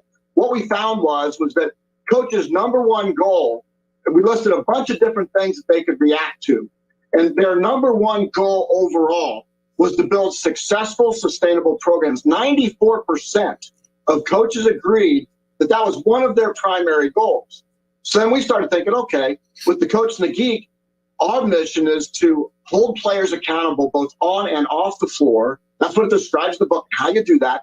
And then how can we drive technology to a point to support the efforts to build better student athletes both on and off the floor for future success? Well, we're starting to build. You're the only guys who've ever heard about this, by the way. This is the first time I've talked about it with anyone, is that we are building a platform called Focus. And Focus is designed to hold coaches and players accountable for consistent communication. Another survey that we did was really interesting along the way, Justin, was around student athletes. How often do they meet with their head coaches? One option was once a day, once a week, once a month, or never. 52% of respondents of all student athletes said never. 52% never met with their head coach one-on-one. That's incredible, isn't it? And so we're building a platform now that helps hold coaches accountable to have those meetings one-on-one, like I did in 1996 with every one of my players on every Monday. It's a fascinating research project. It's a fascinating platform that we're putting together because we're literally putting together on the advice of real coaches who are in the trenches every day to help the coach build a successful, sustainable program by building successful and sustainable student athletes for long-term, lifelong happiness and strong relationships. I mean, it's the best work I've ever done.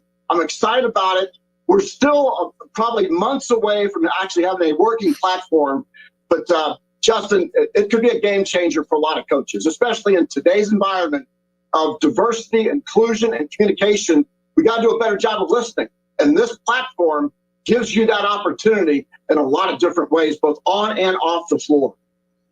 All right. No, very interesting. And we're definitely going to stay in touch and keep getting an update on where we're at with that, because the findings of that is fascinating with the parallel of where we're at in today's society, too, of just a lot of programs are kind of weeding out some issues from the past and trying to reset programs to make sure a lot of mistakes from the past don't repeat themselves. And that could be one heck of a tool for a lot of these programs who, even some who may think that they're in good standing, they may learn a lot about their programs and say, we're not in a position where we're about to have anything wrong happen, but this would be a great preventative measure moving forward. So I think that's fascinating. Really cool.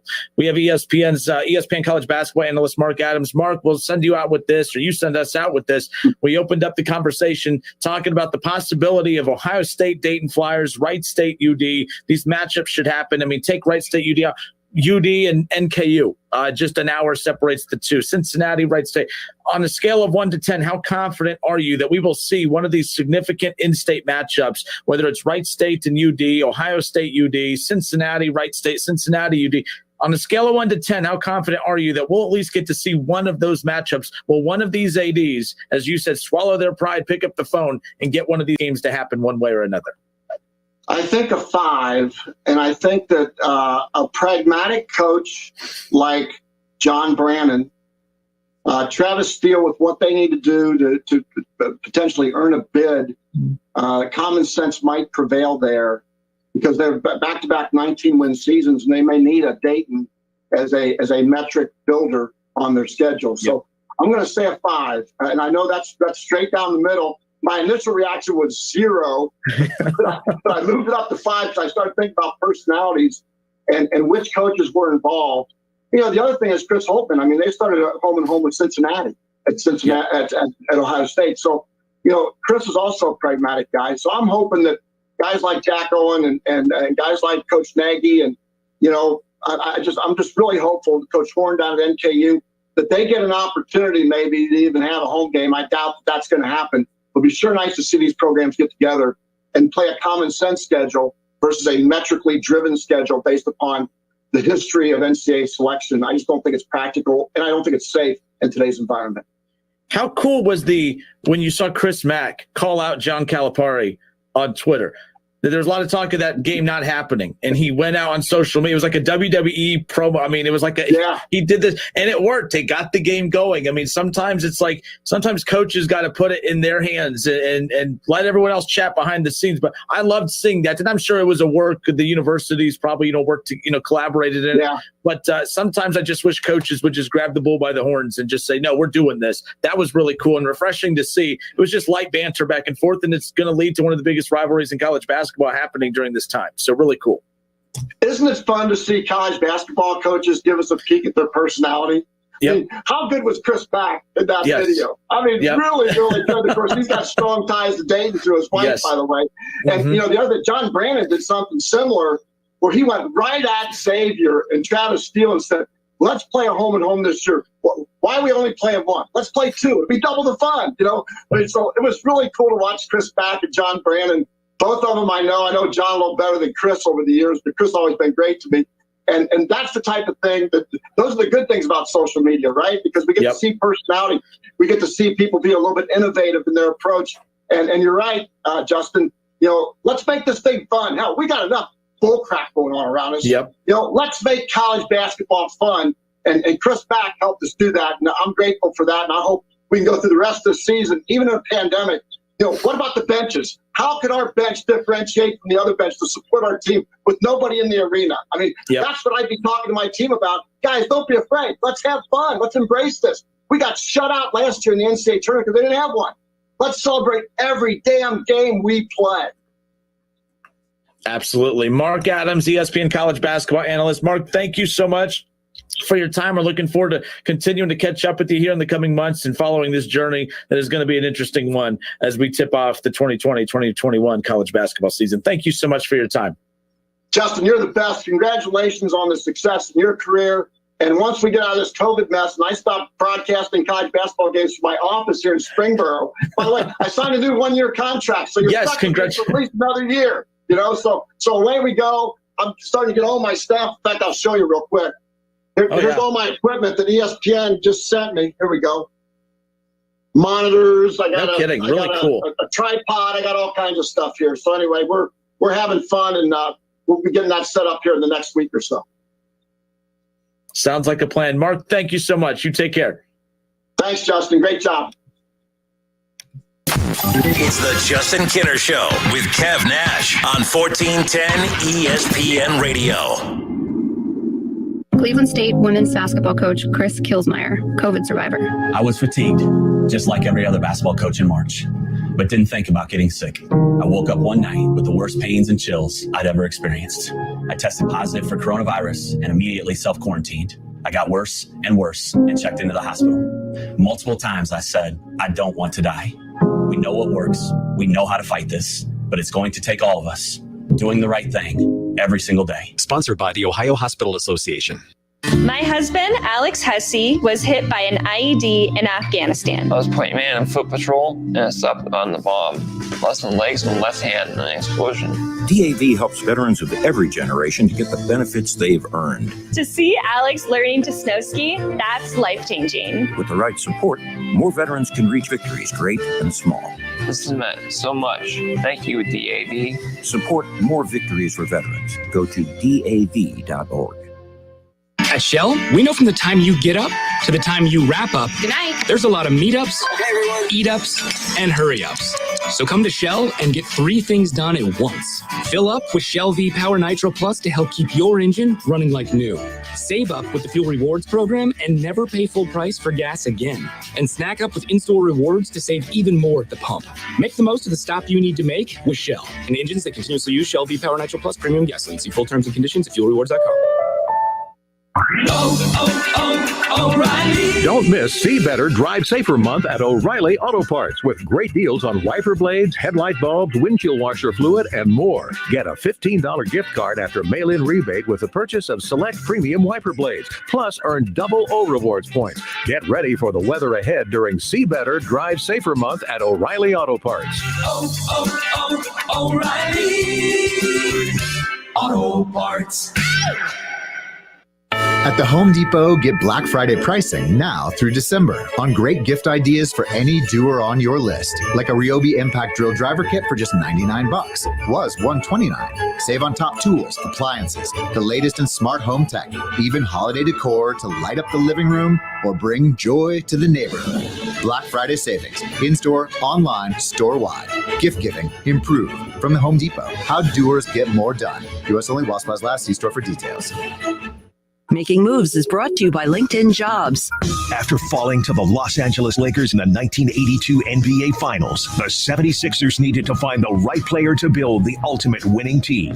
In September of '82, they acquired restricted free agent Moses Malone. They went on to rack up a 65-17 regular season record and followed that up with a 12-1 postseason record. Malone won the regular season and NBA Finals MVP award. Build your winning team today. Go to linkedin.com/sports. Adding a leader you need right when you need them. That's how sports teams get ahead and how your business can too. LinkedIn will match the right talent with your open roles fast. Post a job and you'll get great candidates with the right mix of skills, interest, and experience. So every hire you make is a win for your business. Go to linkedin.com/sports and get $50 off your first job post. That's linkedin.com/sports. Terms and conditions apply. eBay has gifts that say a lot, but don't cost a lot. So save big on a DeWalt drill set for dad that says, let's get to work. Tell your all-star niece it's time for takeoff with Air Jordans at not-so-sky-high prices. And get a certified refurbished Bose soundbar for your husband that says, we're going to need a bigger home theater.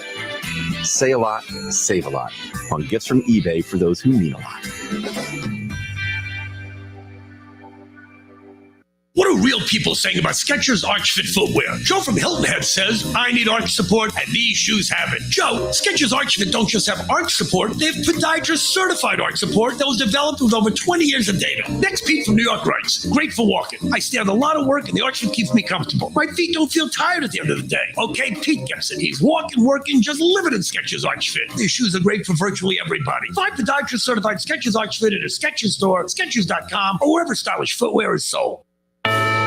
There's no place like home for the holidays, or HomeDepot.com for holiday decor, with Black Friday prices inside and out, like artificial Christmas trees starting at just $39.98, or outside lights and playful inflatables to bring joy to the neighborhood.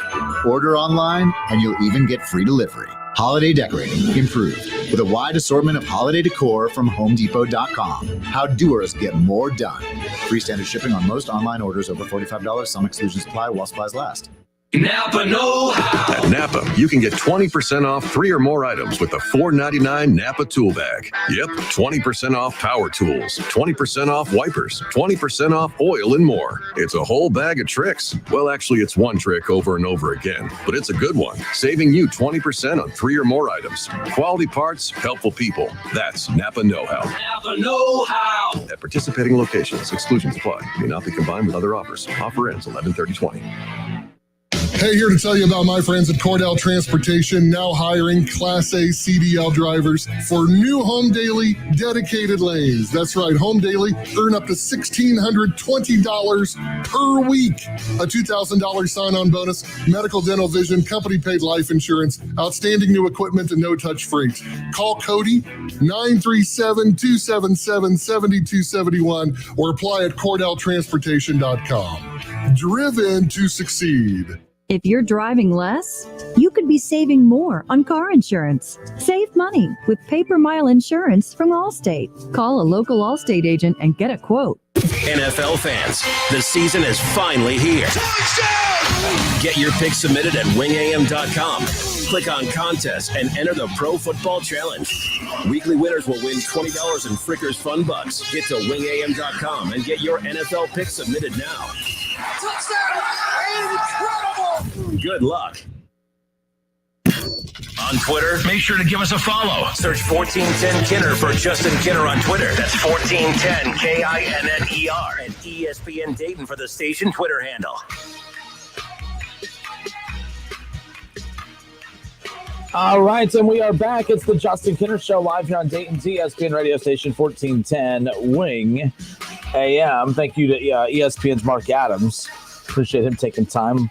Again, local guy. Appreciate him. Again, we talked about, I asked him, you heard it. Hey, Mark, how come? Well, if you could, why do you think UD and Wright State don't play? He said lack of common sense and egos.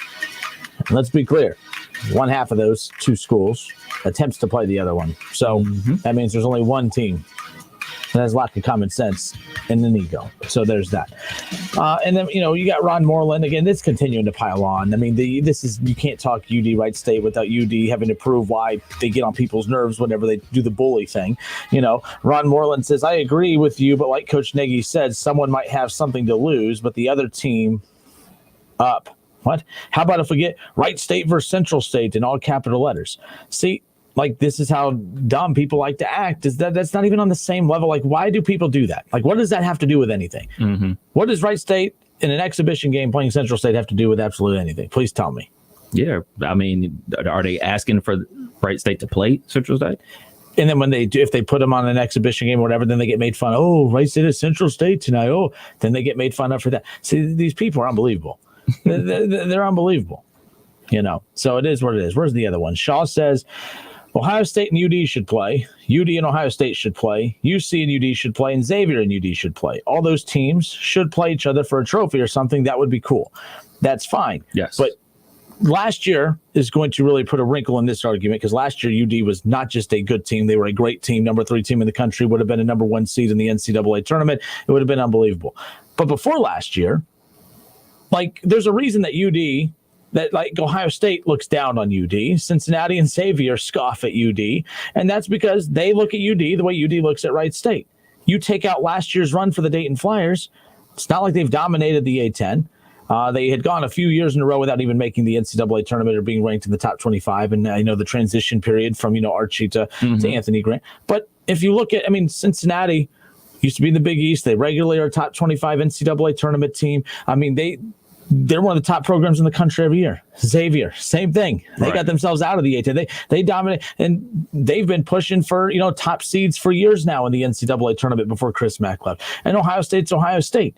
Those 3 schools have been the 3 most dominant in the state of Ohio. UD had their Elite 8 run, and they had last year. And that's not a shot at them.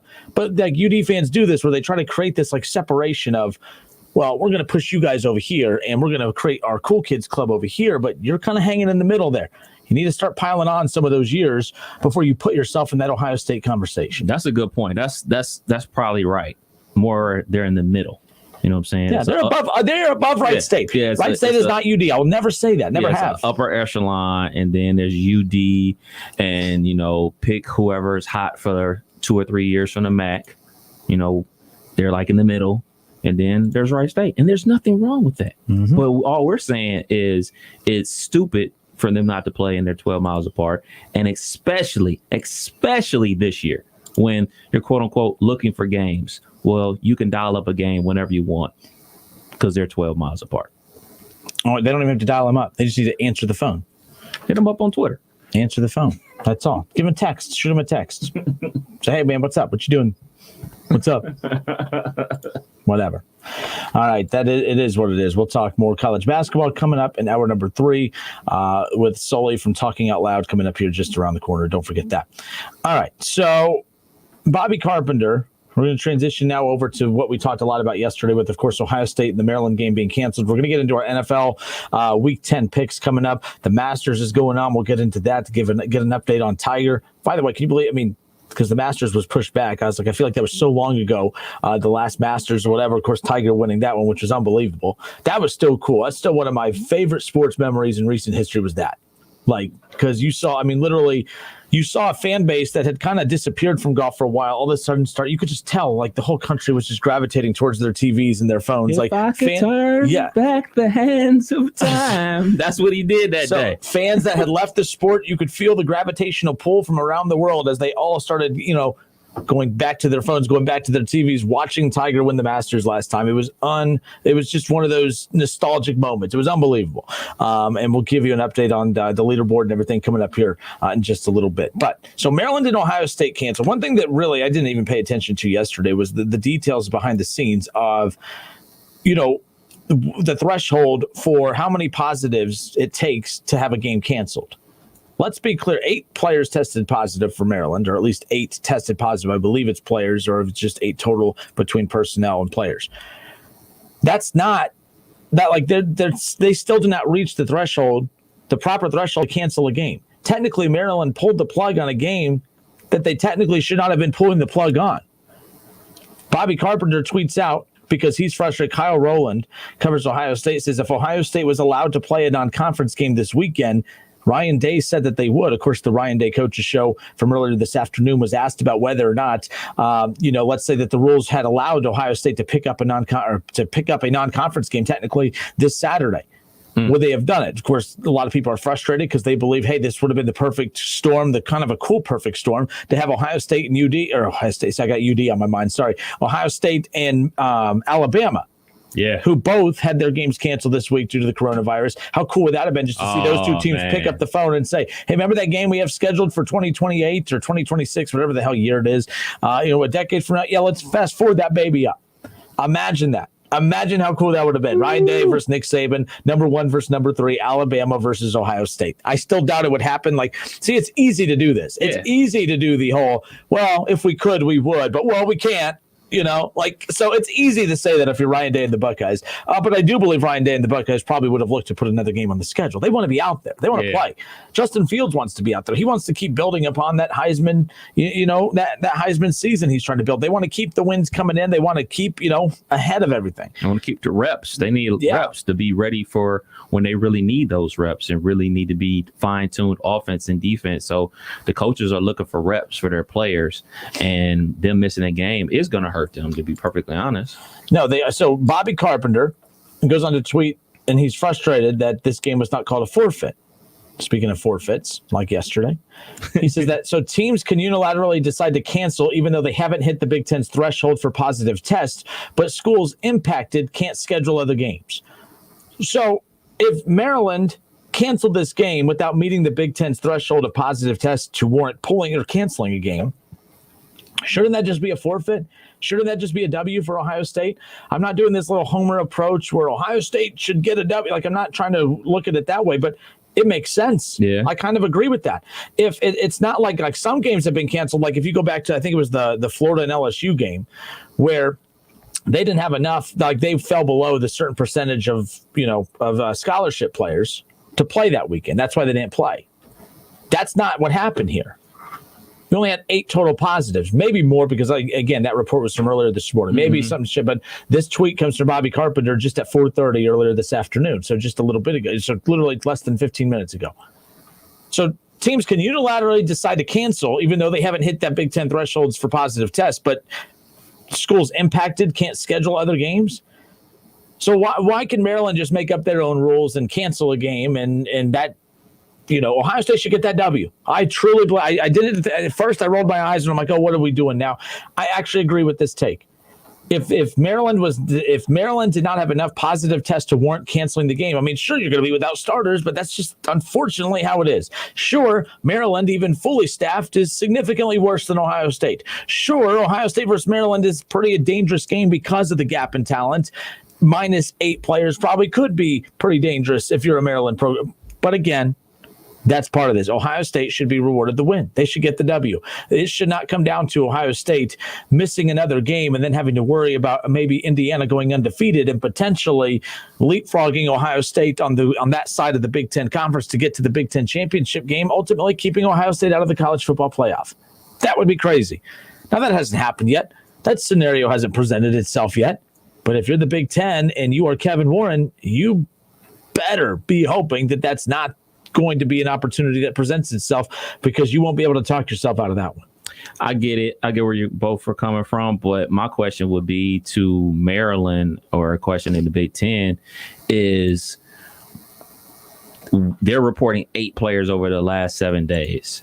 So then they have to do the contact tracing, right? Mm-hmm. So I believe those players also count that are involved with the contact tracing, right? Not if they all, but you have to test them throughout the week. I mean, you can get up to, so they're also saying, why would you pull the plug so prematurely? Why are you canceling the game on a Wednesday?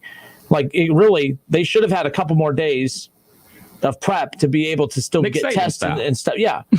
So I'm with you. I mean, there's a lot of different ways to look at this, but again, the Big Ten says you have to have X amount of players not eligible to play on game day to warrant a cancellation, not a forfeit. This does not warrant that. It should be a forfeit. From this article, it's saying 8 players have tested positive, but it doesn't give the number of players that have been in quarantine for contact tracing. So that's the number I would want to know before I go and say that Ohio State should be rewarded a victory, because that's the real number. Because, all right, they're missing 8 players. All right, fine, play ball. But how many additional players are missing because of contact tracing? That's the number we don't know. Well, if we don't know it, that means there is no play. I mean, to me, you have to have numbers. You can't just make up numbers. You can't just, I mean, it's not like an election where you just make up ballots. I mean, this is a simple, do you have players who are in testing protocol or not? It's as simple as that. It's not, we're about to kick off, but hold on, we just found 15 players in the back in testing protocol. We had no clue they were there. It's not like that. You can't do that. So I agree with you, but like they're either are or there aren't. There is no in between. That's my question. Like, so how many players are deactivated or in quarantine because of contact tracing? And once I know that or don't know that, then I will be able to decide. But until then, I'm just like, all right, man, it's COVID. I mean, we can't have it both ways. We can't be bashing every time Nick Saban tests positive for COVID and then ends up on the sidelines. See, look at them. They're just out here. They don't care. And then Maryland comes down with COVID and be like, man, y'all better get out there and play.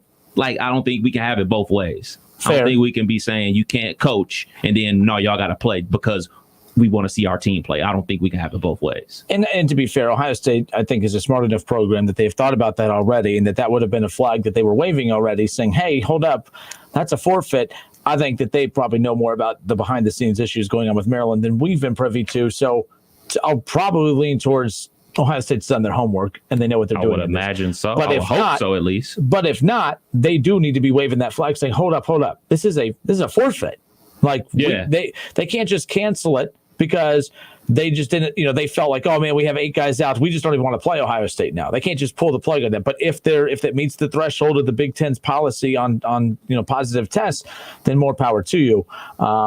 But we'll keep an eye on that as far as what's going to come out of that even more. But yeah, so Ohio State saying that, I certainly would be in favor of trying to get it done, getting a non-conference game in this weekend.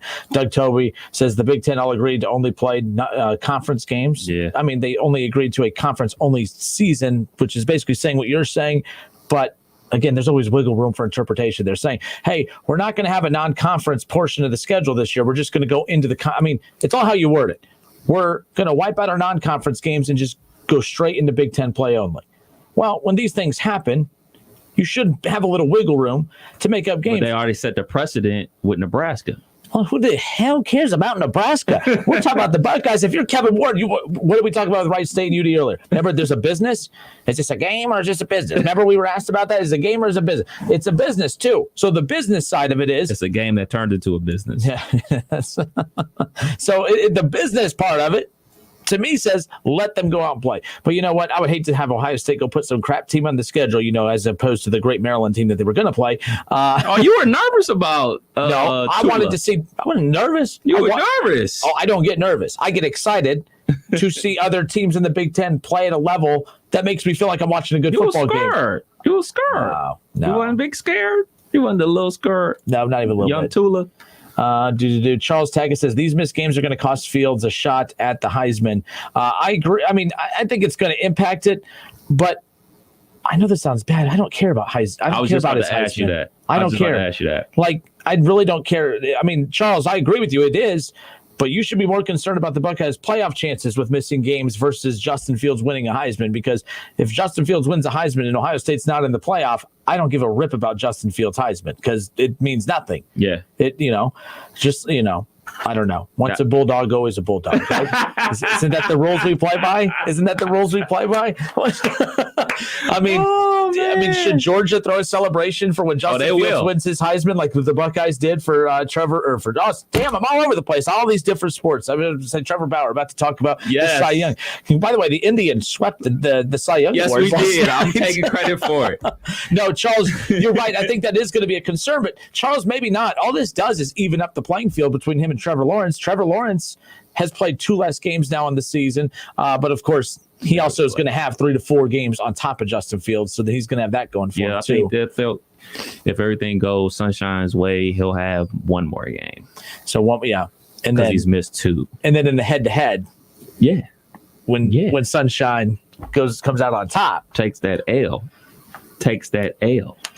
and then turns it this way, and then put another L over here, and turn it that way. He takes that L, and then somehow the Pittsburgh Steelers draft him, and boom, keep the good times rolling. How the blue out Pittsburgh? How is Pittsburgh? You're the idiots winning 8 straight games to start the season just to get knocked out in the first round of the playoffs. I mean, that's on you. We're gonna lose to KC. You're gonna lose in the AFC title game, probably. They come up. Calling it now. Browns. Oh God. Knock out the Steelers in the wild card. Oh God. Let me see. Actually, at this point, if Pittsburgh keeps winning and they get that number 1, like if they get that bye week, then they're good. But man, if they don't, Browns beating the Steelers, they're knocking them out of the playoffs. So November 12th, 2024, 55 p.m. We'll get that audio for later. Yep. All right. Let's talk a little NFL. Let's give you our Week 10 NFL picks. That's coming up next. Don't go anywhere. More of the Justin Kidder Show with Kev Nash next. It's the Justin Kinner Show with Kev Nash. Justin, you're awesome, baby. Right here on 1410 ESPN Radio.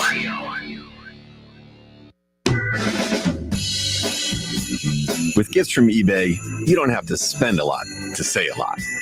Get a DeWalt drill set for Dad that doesn't cost a lot, but still says, I love you a ton. For your all-star niece, Air Jordans that say, I can't wait to watch you take off, at a price that isn't sky high. And for your rock star husband, a Bose soundbar that speaks volumes. For those who mean a lot, eBay has gifts that don't cost a lot. Starting route. Your destination is 0.1 miles away. If you drive less than 500 feet, turn left. You have arrived at your destination. If you drive less than 25 miles a day, you could be paying less every day with pay-per-mile car insurance from Allstate. You get the same reliable coverage and hands-on expertise you'd expect from Allstate, but now at a price that's tailored to the miles you drive. Call your local Allstate agent and start paying what's right for you. Includes a daily rate. Prices vary based on how you buy. Subject to terms, conditions, and availability. Not applicable in California. Allstate Fire and Casualty Insurance Company and its affiliates. It's time for some straight talk. Look, we all drop our phones. It happens. You fumble it, crack it, splash it. Well, Straight Talk Wireless now offers this new Platinum Unlimited plan that includes phone protection. Just $65 a month for unlimited talk, text, and data, plus 20 gigs of hotspot, 100 gigs of cloud storage, and more. All on the best network. Straight Talk Wireless, no contract, no compromise. See Mobile Protect terms and conditions at Asurion.com/Straight Talk. Limitations and exclusions apply. For the one standing guard. For the eagle-eyed. For the knights in shining armor. And for all those who support them. We are Grainger, your experienced safety partner, offering supplies and solutions for every industry, committed to helping keep your facilities safe and your people safer. Call, click Grainger.com/safety, or just stop by. Grainger, for the ones who get it done. I like a bed that's really firm. I need something a little softer than that. Rest easy. With the Sleep Number 360 Smart Bed, you can both adjust your comfort with your Sleep Number setting. Can it really help me fall asleep faster? Yes, by gently warming your feet. Okay, but can it help keep us asleep? It senses your movements and automatically adjusts to keep you effortlessly comfortable. Sleep Number, proven quality sleep is life-changing sleep. It's the final day to save $1,000 on the Queen Sleep Number 360 Special Edition Smart Bed, now $17.99. Plus special financing ends Monday. To learn more, go to sleepnumber.com. Special financing subject to credit approval. Minimum monthly payments required. See store for details. With no fees or minimums on checking and savings accounts, banking with Capital One is like the easiest decision in the history of decisions. Kind of like Taylor Swift choosing what to wear. It's looking kind of chilly out today. I think I'll go with a cardigan. Yep, even easier than that. And with our top-rated app, you can bank anytime, anywhere, making Capital One an even easier decision. That's banking reimagined. What's in your wallet? New consumer accounts only. Approval required. Terms apply. Capital One and a member FDIC. Don't miss Lowe's Provember event now through November 25th. They have deals on brands like DeWalt, Spyder, and Metabo HPT, plus events you won't want to miss. Lowe's, the new home for pros. Follow ESPN 1410 Wing AM on Facebook to watch the Justin Kinner Show with Kev Nash. Listen, stream, and now watch. It's the Justin Kinner Show with Kev Nash. Weekdays from 3 to 6 p.m. on 1410 ESPN Radio. Whether you're at home, at work, or in your car, tune in to ESPN 1410 Wing AM or stream us live at wingam.com. WING 1410 Dayton's ESPN Radio. It's the Justin Kinner Show, live here on ESPN Dayton, 1410 Wing AM. Tweet the show at 1410 Kinner or give us a call at 457-9464. We now send you to the Wing Studios in Kettering. Here's your host, Justin Kinner.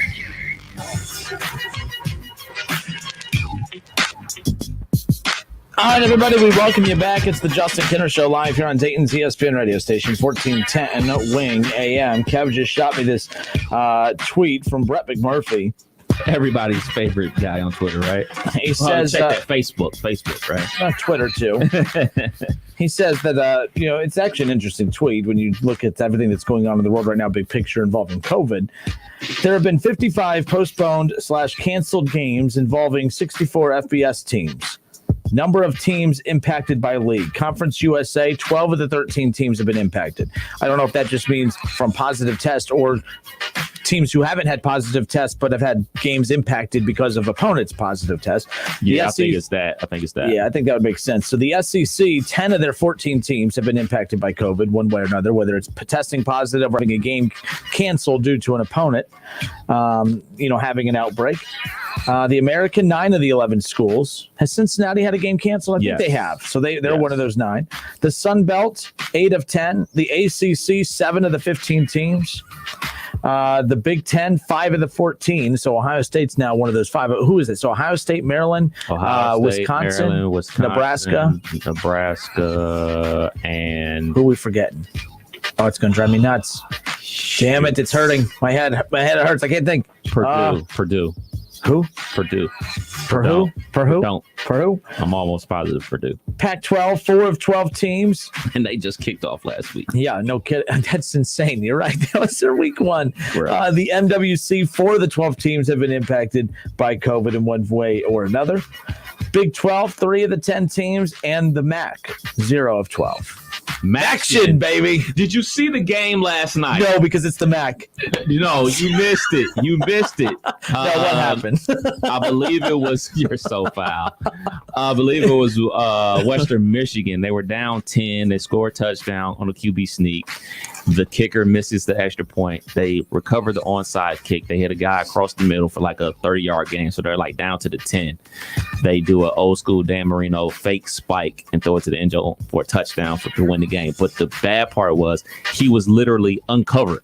Like, dude was about to spike it, but he saw no one was out there. Dude was like waving his arms. So really, it should have been a false start because like he's waving his arms before they're even set. Yeah, I can't move. Because everybody's over on the other side because they're thinking about the spike, and he's like got his arms up and he just runs in his own touchdown. Game time, beautiful. You're a hater on the MAC, man. Every single week, there's something crazy that happens in that conference, one way or another. Unreal. All right, it's the Justin Kinner Show with Kev Nash.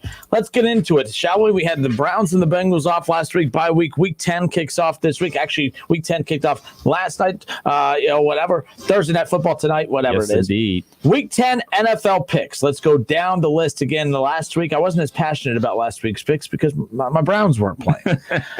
The Bengals weren't playing. So let's go down the list. Let's start with tonight's Thursday Night Football matchup. You have the Colts 5-3 against the 6-2 Titans. This is a bigger game it's actually a huge game for both because the Titans are trying to create some space between them and the Colts. The Colts are trying to even things back up.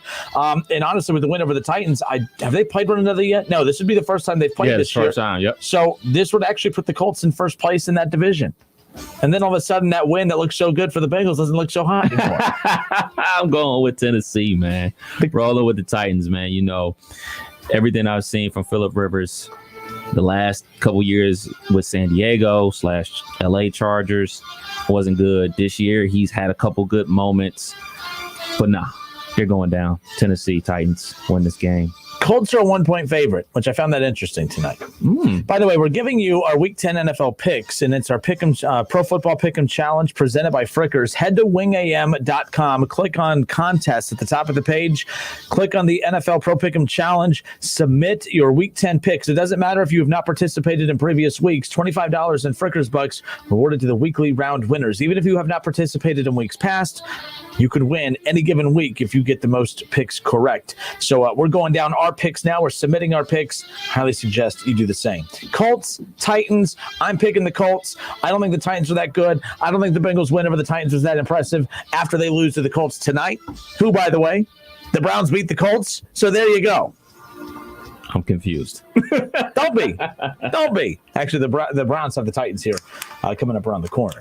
But Colts, Titans, Colts are 1-point favorite. I'm taking the Colts, of course, which is interesting. Tennessee, they're 6-2. They're the much better team, in my opinion, than the Colts. They're at home, but somehow the Colts are a 1-point favorite. Very strange. Yeah, that's weird. That's like that line earlier. Miami in college football is the number 9 team in the country. That has to be a typo. This is strange. I've never seen a line like this. So Miami, the Hurricanes, are the number 9 team in the country. They are taking on Virginia Tech, a non-top 25 team. Virginia Tech has 4 losses on the year, or they're 4-3, and they are a 2-point favorite as well. It's strange to me. How can you be top 10 in the country going up against a non-top 25 opponent?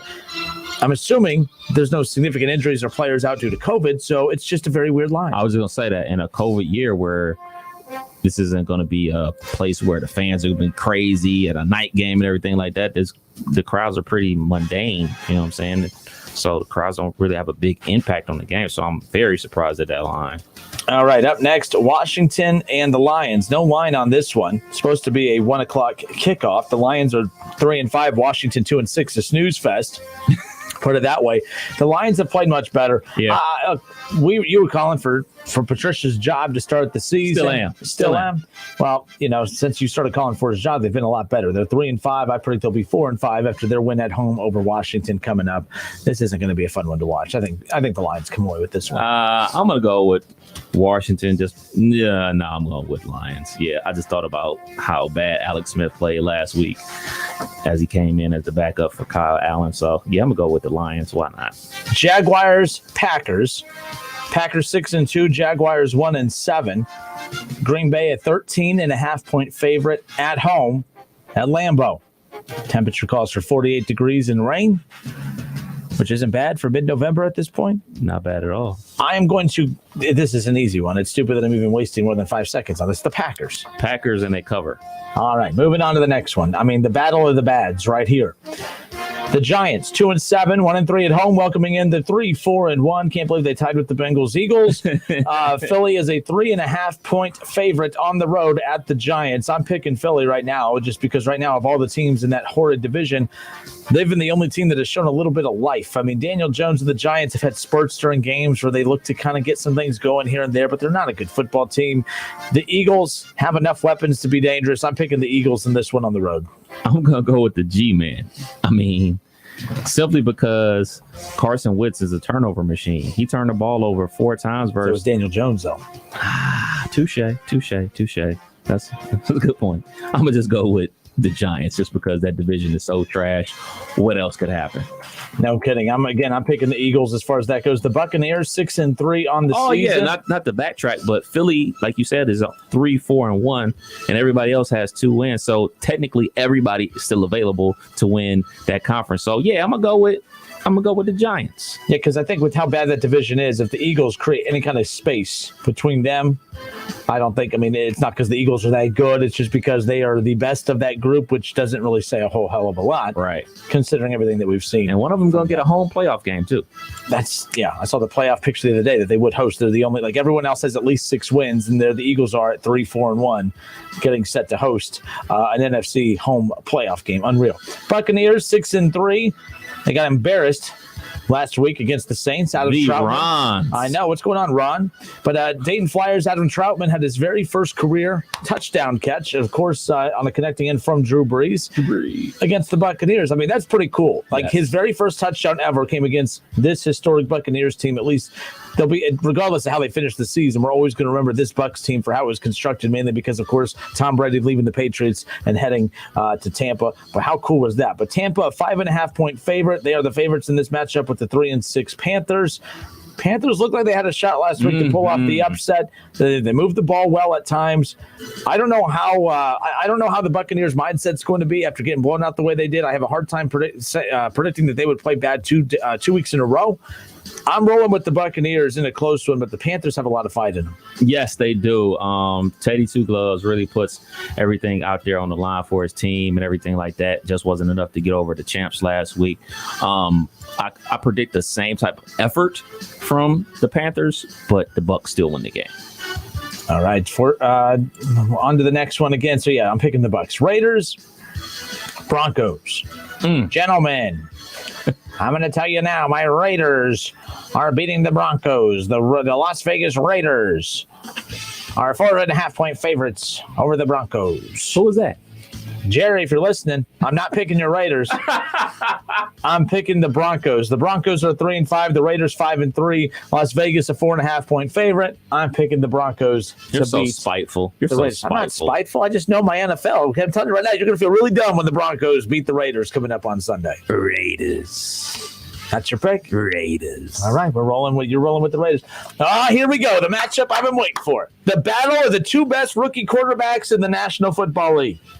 Tua Tagovailoa and his hot Dolphins team, baby. 5-3. Don't act like he's been starting all season. Don't matter. Tua's winning. He's the only quarterback. He's the only rookie quarterback that's at least getting wins right now. So Tua Tagovailoa going up against Justin Herbert. Is Burrow. 2. How many interceptions does he have, though? I don't know. Burrow's he's one of the top turnover guys, man. I'm just saying. He has a lot of Baker in him. Just throwing that out there. He technically does have more turnovers than Baker Mayfield this year. I just want to remind people that when you combine the fumbles and the interceptions, it is what it is. I'm just throwing it out there.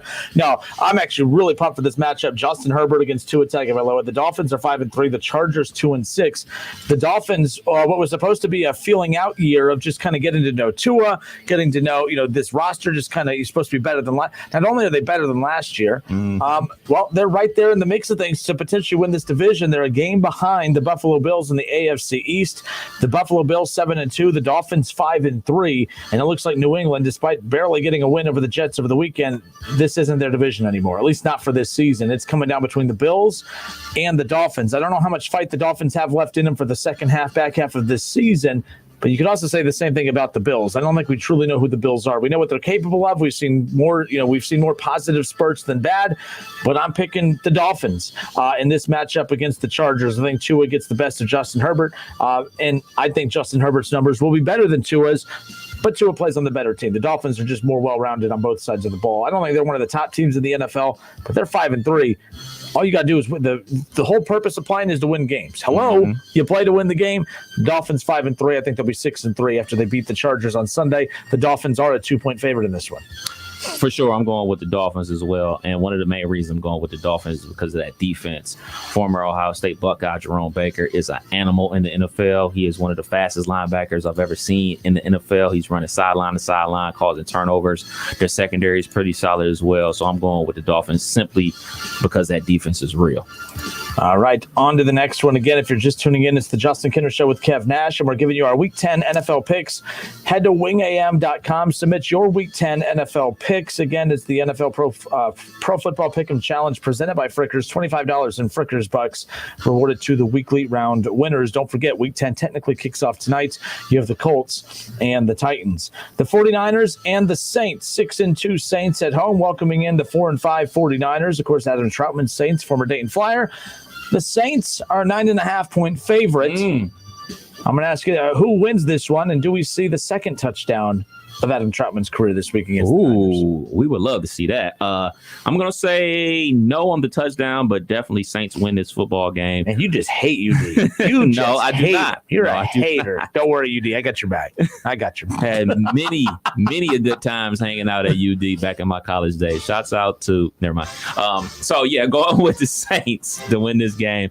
San Fran's just too banged up, man. This season is a wash for them, and they'll be back though. They'll be back, but the Saints win this game.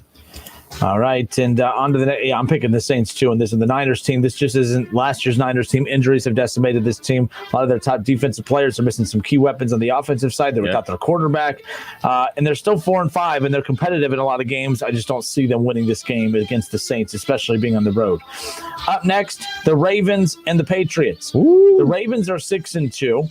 And it looked like they were about to lose last week, and it was one of those where I'm like, man, if they lose and all of a sudden drop back to 5-3, tied with the Browns have a favorable game this weekend against the Texans, and they could have maybe separated themselves between themselves and the Ravens. But the Ravens at 6-2, they have a very winnable game on Sunday night. Sunday night football, Ravens on the road at New England. New England 3-5, Baltimore 6-2. Baltimore's a 7-point favorite, and I think Baltimore picks up their 7th win of the season, unfortunately. I don't think that gap between the Browns and Ravens closes at all this weekend. Ravens get a win on the road at New England. They're 7-2. Lamar was super efficient in the second half of that game versus the Colts. He was 10 for 10 passing. Also got a rushing touchdown in the second half to pull away from the Colts and everything like that. I believe that they're going to give him a tough challenge, but the way New England is playing offense, man, that ain't going to get it done. That's not going to get it done versus Ravens defense. You got to have playmakers on the outside and people to threaten them before they commit to trying to take away for the run with any linebackers or any safeties or anything like that. They let their front four just gobble everything up, and that's what they're trying to do, run the ball with New England. Ain't going to work versus the Ravens. I'm going with the Ravens to win this game. All right, up next, we got the Vikings and the Bears. Monday Night Football. Minnesota, a 2.5-point favorite. On the road at Chicago. The Bears are 5-4. They're trying to keep pace up at the top of their division, going head-to-head up against the Packers right now. The Vikings, all of a sudden, they've been able to sneak a couple wins in over the last couple weeks. Do the Bears get their 6th win of the season and remain on pace with the Packers, or do they continue to fall back? Again, a lot of criticism going towards this franchise who moved on from a quarterback when they were undefeated. They benched their quarterback, who, by the way, when you put up Trubisky's numbers against Nick Foles, Trubisky had better numbers, passing yards per game, touchdowns, turnovers, every one of those categories, QBR, everything, all of those numbers better than what we've seen from Nick Foles. I'm going to go with the league's leading rusher in Dalvin Cook to continue to be on this tear that he's on lately.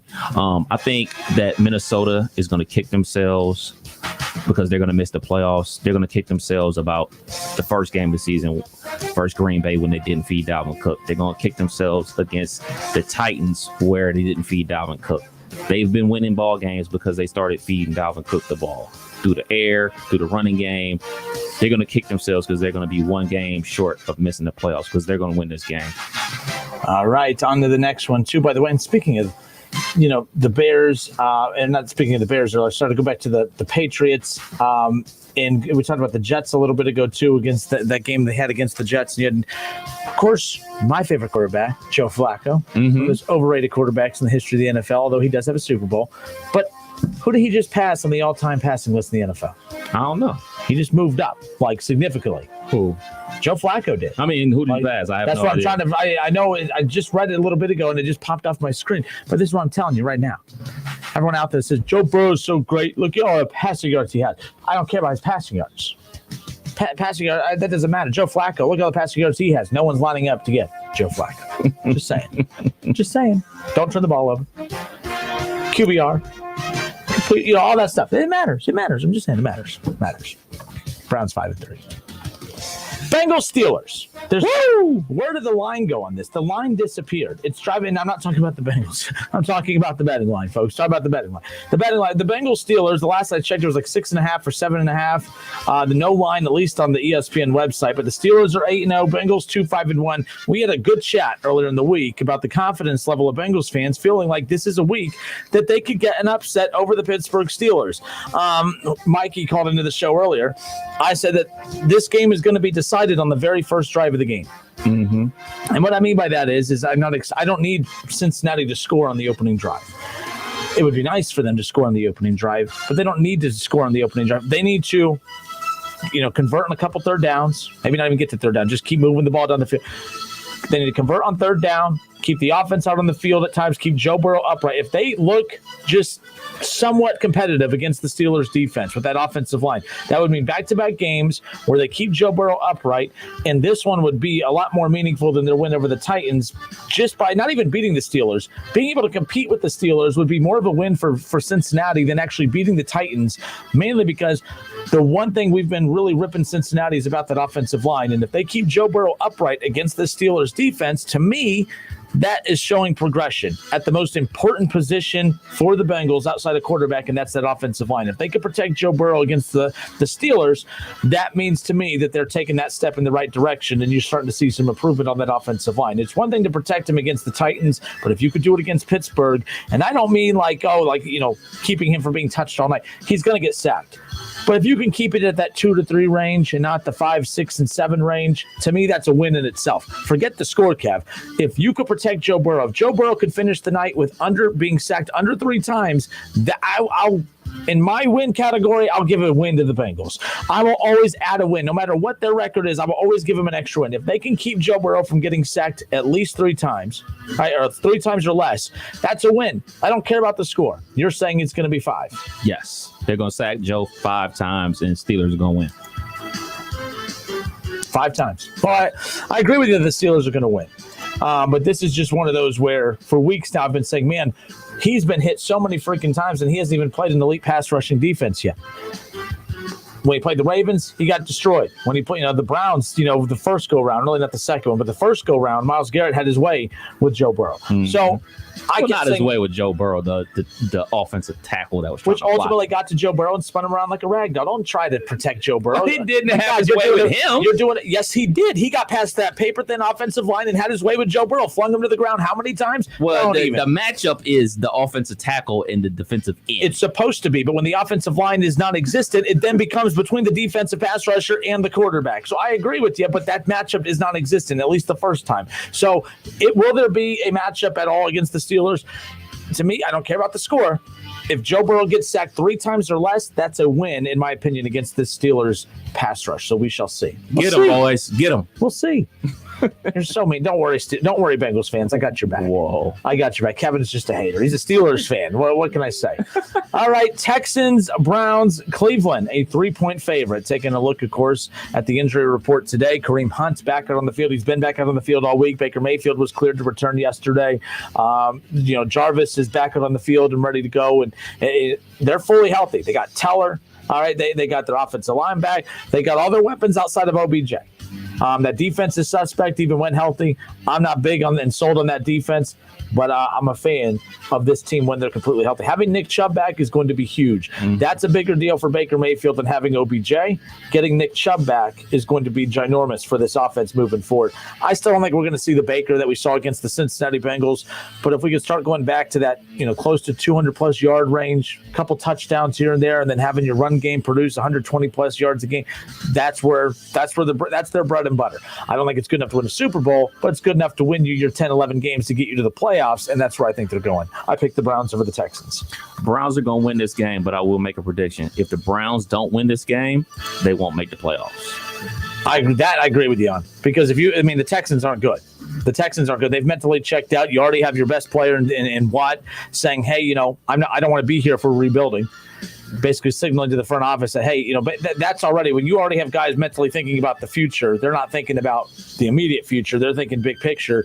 And when you've taken your eye off the prize like that, that makes you vulnerable. So if a team like that, who's mentally weak right now, who's in the transition process with head coaches and not really knowing the direction of the franchise, they put a ton of money. They made, Deshaun Watson the second highest paid quarterback in the history of the NFL. And now they don't really have a whole hell of a lot of money to be able to go out and get him weapons. They got rid of Deshaun Hopkins. They just don't have weapons for him. And that's a problem. They're in trouble moving forward. They need to move on from Watt. Get some draft picks for Watt.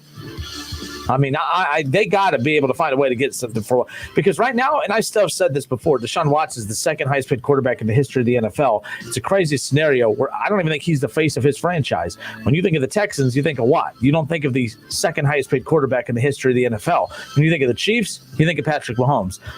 I think Bill O'Brien made a huge mistake with that at the beginning, but we'll see. I can't tell if Deshaun Watson's taking a step back because he doesn't have a lot of talent around him, but yet we don't make that excuse for Russell Wilson and others, so I'm not going to make it for him either. That's fair. But I'm picking the Browns. No surprise there, right? Yeah, no surprise at all.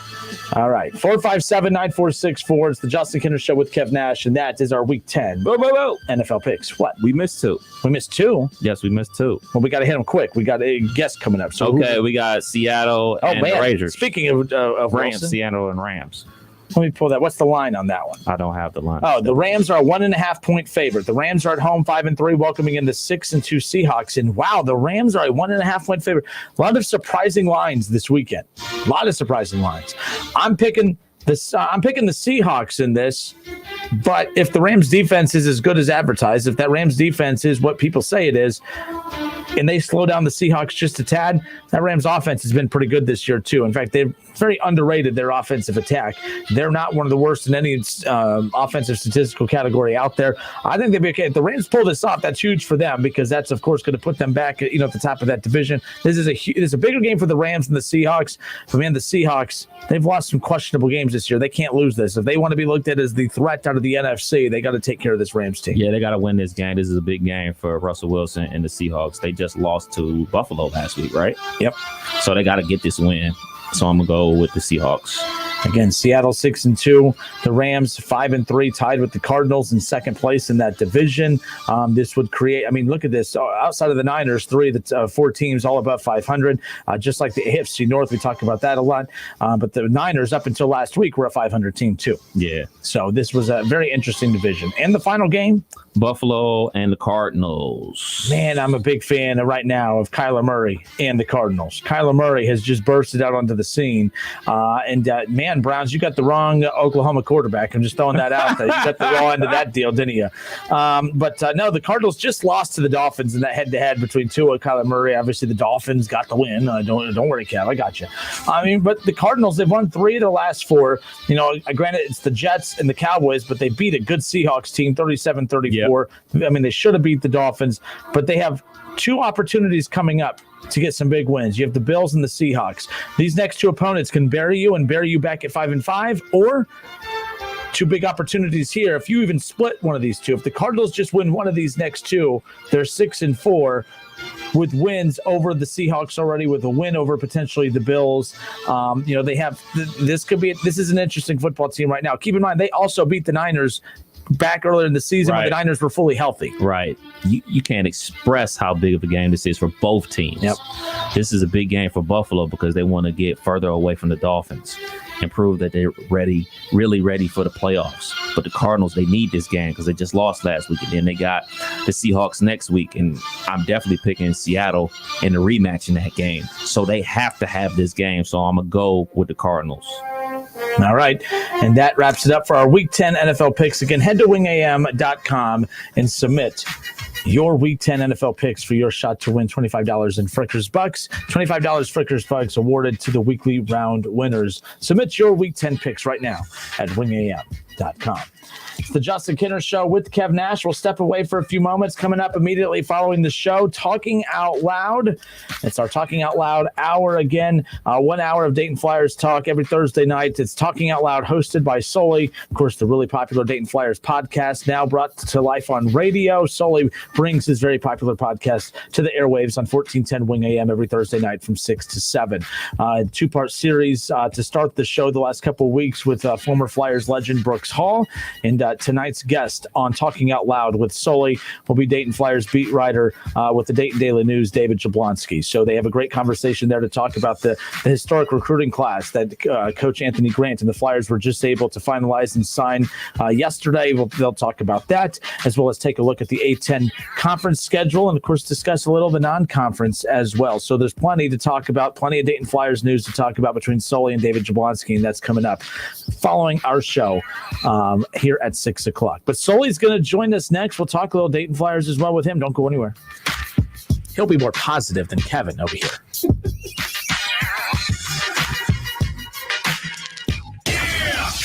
It's the Justin Kinner Show with Kev Nash on 1410 ESPN Radio.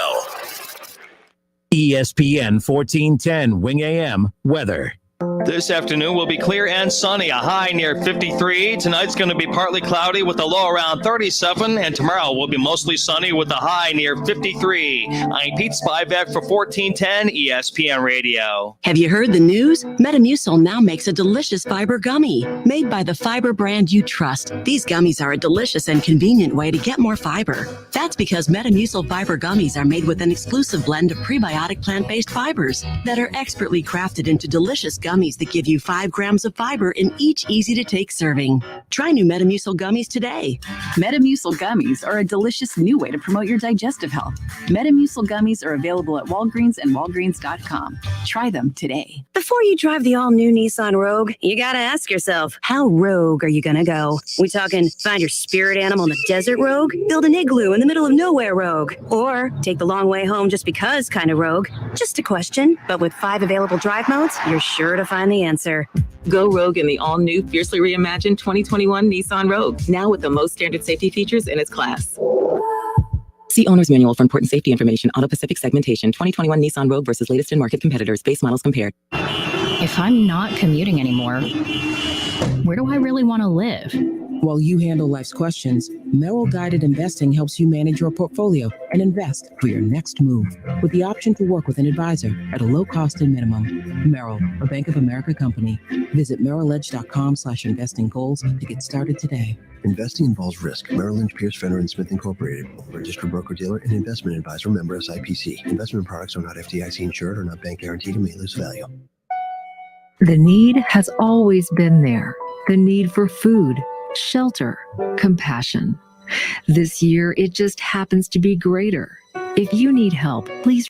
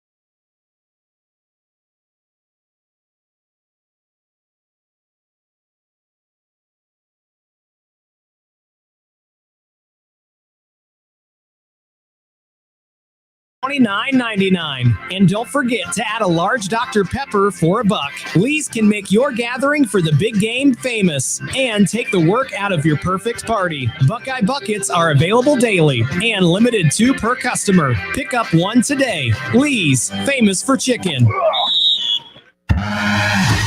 My name is Cade Courtley, and this is my new show, Can You Survive This Podcast?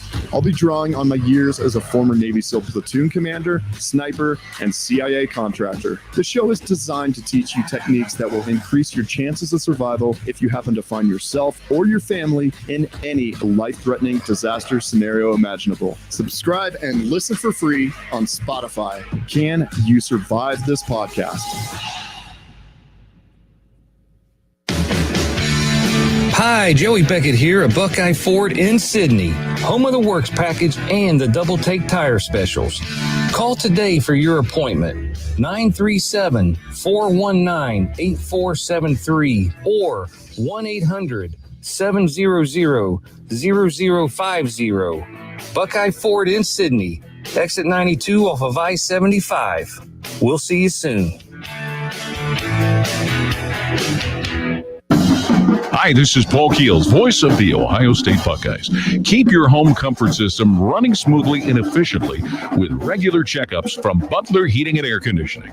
Butler has been proudly serving the Miami Valley since 1949. Don't wait until your equipment breaks. Call Butler today at 937-253-8871. That's 937-253-8871. Go Butler and go Bucks. If you're driving less, you could be saving more on car insurance. Save money with pay-per-mile insurance from Allstate. Call a local Allstate agent and get a quote. Don't miss the Justin Kinner Show with Kev Nash, weekdays at 3 p.m. on Dayton's ESPN Radio, 1410 Wing AM. So you want to talk about outliers? Those guys are outliers. You're lucky that this thing's separating us. That's all I got to say. For facts, though. I got your facts right here. Listen, stream, and now watch. Search the Justin Kinner Show on Facebook to follow along. All sports, all the time. This is 1410 ESPN Radio.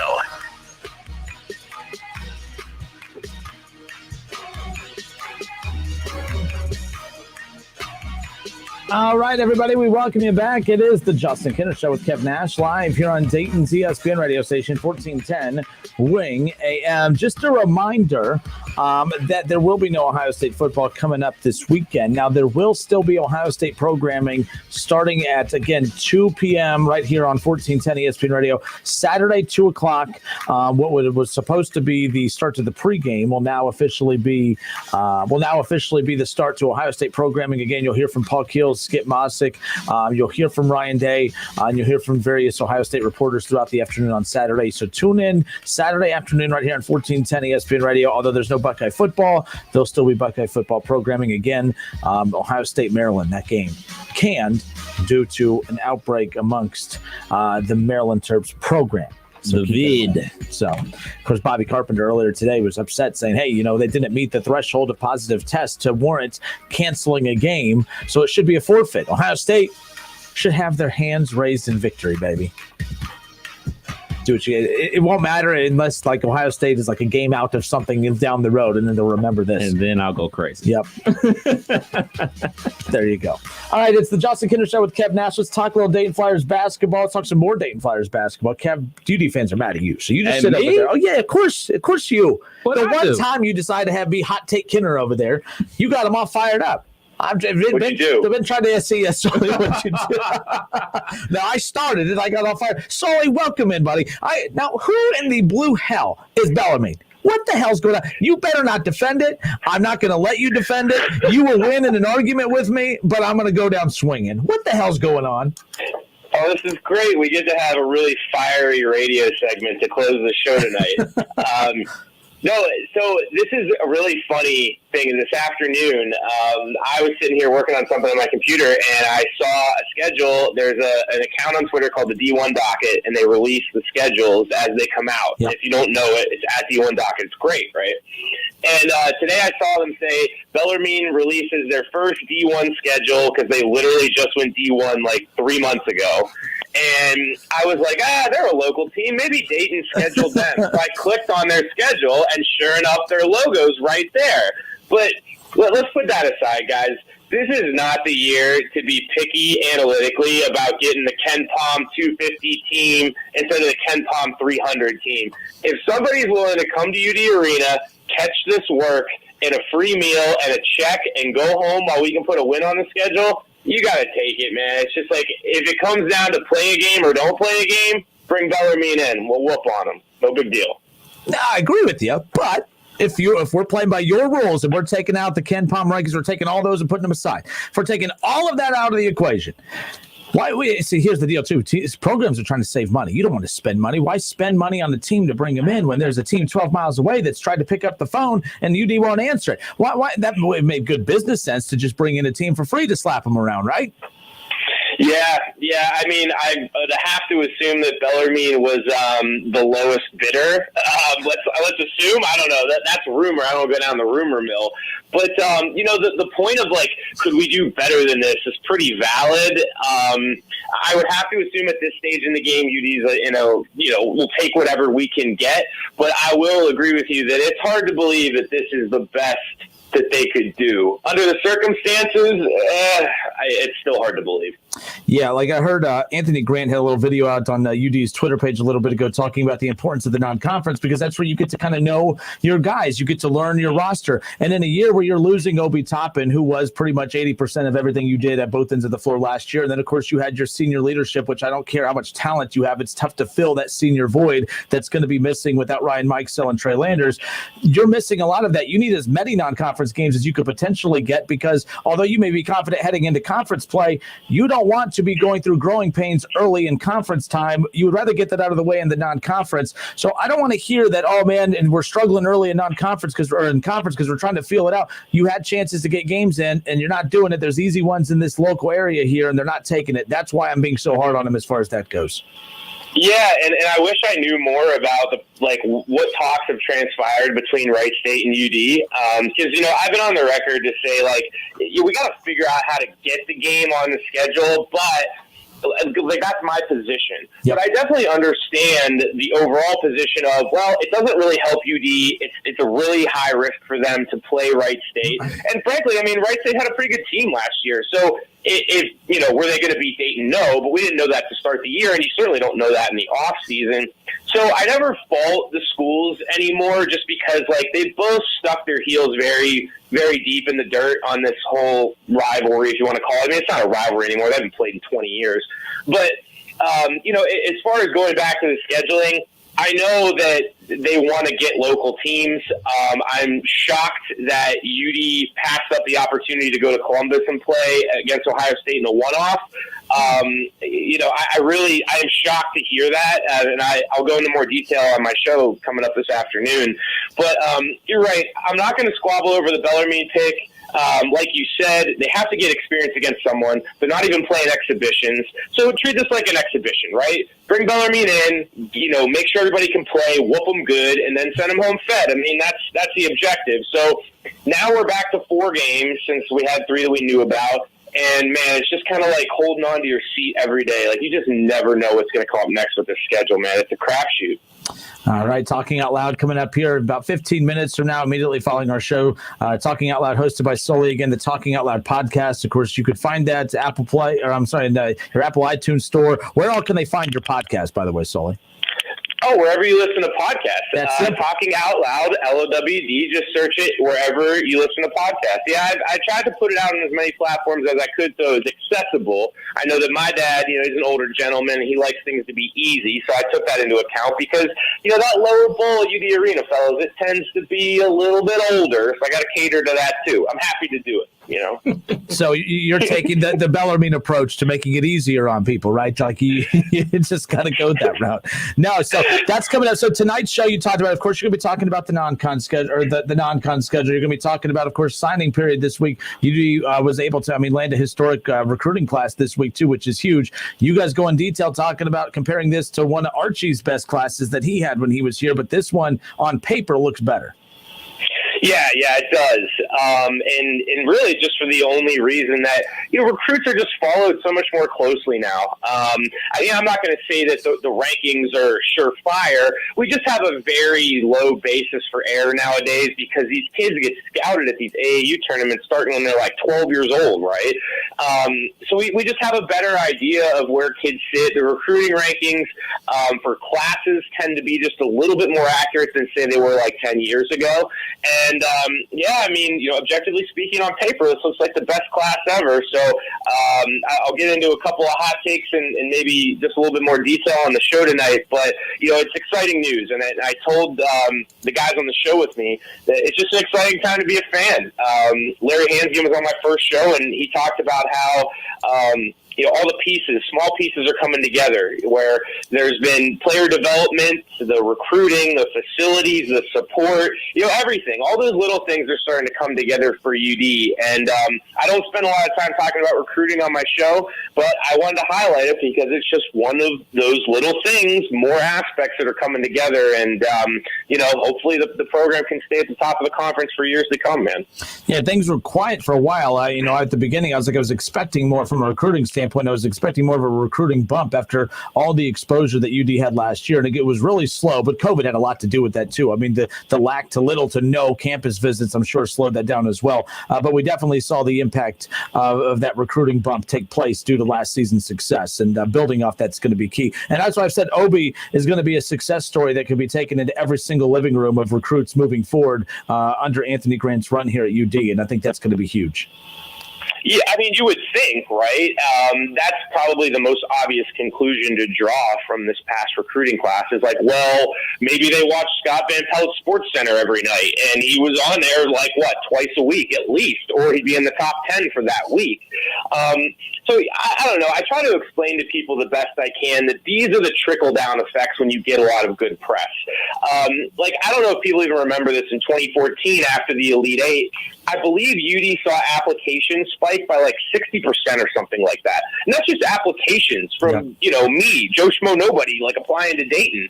So, when it comes to basketball, you're reaching out to these kids, just like you said, when you're in the living room and you can make that statement that, hey, we have a brand now. This is the type of offense we're going to play.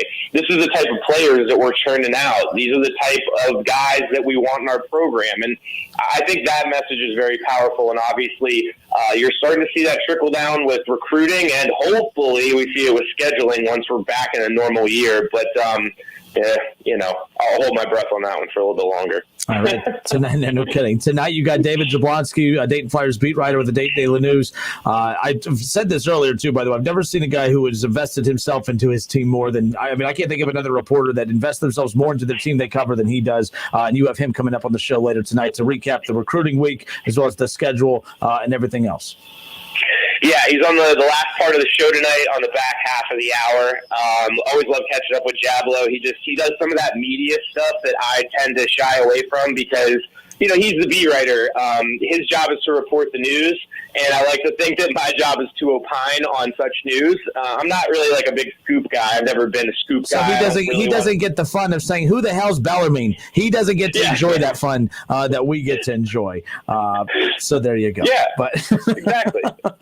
I get to bust his chops, but I'm the opinions guy. He's the news guy, and I think, we coexist very nicely. That's all. I died laughing at your tweet, by the way, about the media day, poking fun at, well, my goodness, you could just, you might as well just have one talking head saying the same quotes for for every team, not just in the A-10, but every media day out there. Every coach is taking it one day at a time. Every coach feels confident in their program heading into the season. Every team feels like they could win. It's funny. You're right, though. It is a big waste of time. No coach will ever give you anything that's worth the damn, to be honest with you. Yeah, and that's exactly the larger point that I was kind of alluding to just now, to say, that's why I kind of leave it for guys like Jablo, because those types of media are necessary, right? When you write a story like Jablo does and say, oh, expectations are high for the season, Anthony Grant says they're putting the work in practice, and, he likes the development of XYZ players, right? That kind of stuff is necessary. It just doesn't move the needle for me. As well as anybody, a really bland coach comment doesn't really make for good radio. So I would rather find things that, are more worthwhile to talk about. And that doesn't happen from sitting, in an A-10 media Zoom call. It happens from kind of hitting the pavement and talking to people, knowing people, and just, kind of regurgitating that kind of news out. But yeah, you're right. Those media days are kind of brutal, and I'm not going to sit there all day just to get the same quotes we've heard before. But like I said, I don't blame the guys. They got to ask the questions. We got to have the answers. There's a space for that. It's just not my space, man. I'd rather make good radio. Yeah, but keep in mind too, we got to redefine what breaking news is, or what good headlines are. Because to me, a good headline, and this is every team out there, every reporter that covers the team. A headline on Twitter could be Anthony Grant feels good about his team. That's not a headline. You know what is a headline? What if Anthony Grant said Anthony Grant does not feel good about his team? Now that's a headline. Yeah. I would click on that. I would click. Oh man, Anthony! Wow. I mean, we're screwed if the coach doesn't even feel good. So Anthony Grant feels they don't have a shot to win tonight. That's a headline. Anthony Grant feeling like they have a shot to win tonight. Well, I would hope he would feel like they have a shot to win tonight. So anyway, but people click on it. People click on the damn thing. But no, I'm saying there's a tipping point to that kind of news too. Do you remember a couple of years ago? I think it was actually last season. North Carolina absolutely stunk. And Roy Williams, one of the most respected in the whole sport. Remember, he was like, our team stinks. And he got roasted by people. I'm like, well, you all your reporters, all you wanted was a good quote season after season after season. You finally get a good quote, and now you're going to send this guy down the river because he was just being honest. I mean, North Carolina was under 500. They stunk. And he was just honest. And it was just like, oh, the biggest news story ever. Like, what an a-hole Roy Williams was. And I'm just like, we can't have it both ways, people. Either you want news or you want the boilerplate crap. And that speaks to, a lot of coaches don't know how to lose. I know that sounds dumb, but like Mike Krzyzewski, those coaches, Roy Williams, they don't know how to lose. So when they start losing, the reason they give you good quotes is because they really probably aren't the most up to date on how to give you coach speak. The best coaches in the world are probably the worst at giving you coach speak because they've never had to sell you a bad program before. So you saw that last year with Williams. That's for damn sure. But hey, look at that. We're out of time. We're out of time. So, all right, Talking Out Loud, 6 to 7, coming up immediately following our show. Make sure you go and subscribe and download the Talking Out Loud podcast wherever you can get your podcast. Sully, good stuff, man. We'll talk next week. Enjoy your show. Yeah, man. See you next week. Always fun. All right, good stuff. That wraps it up for us here today. Thank you, everyone, for tuning in and hanging out with us. Kev, you're in timeout. Me? Yeah. I can't have you taking shots at the Flyers. I can't have you being negative. Can only be one of those guys on the show, huh? Only one at a time. Seriously. Today was fun. We'll do this again tomorrow. Again, our Week 10 NFL picks. Go get those submitted. Tonight you have the Colts and the Titans. $25 to the weekly round winners. All right, Kev. Adios. Later. Talking Out Loud with Sully coming up next.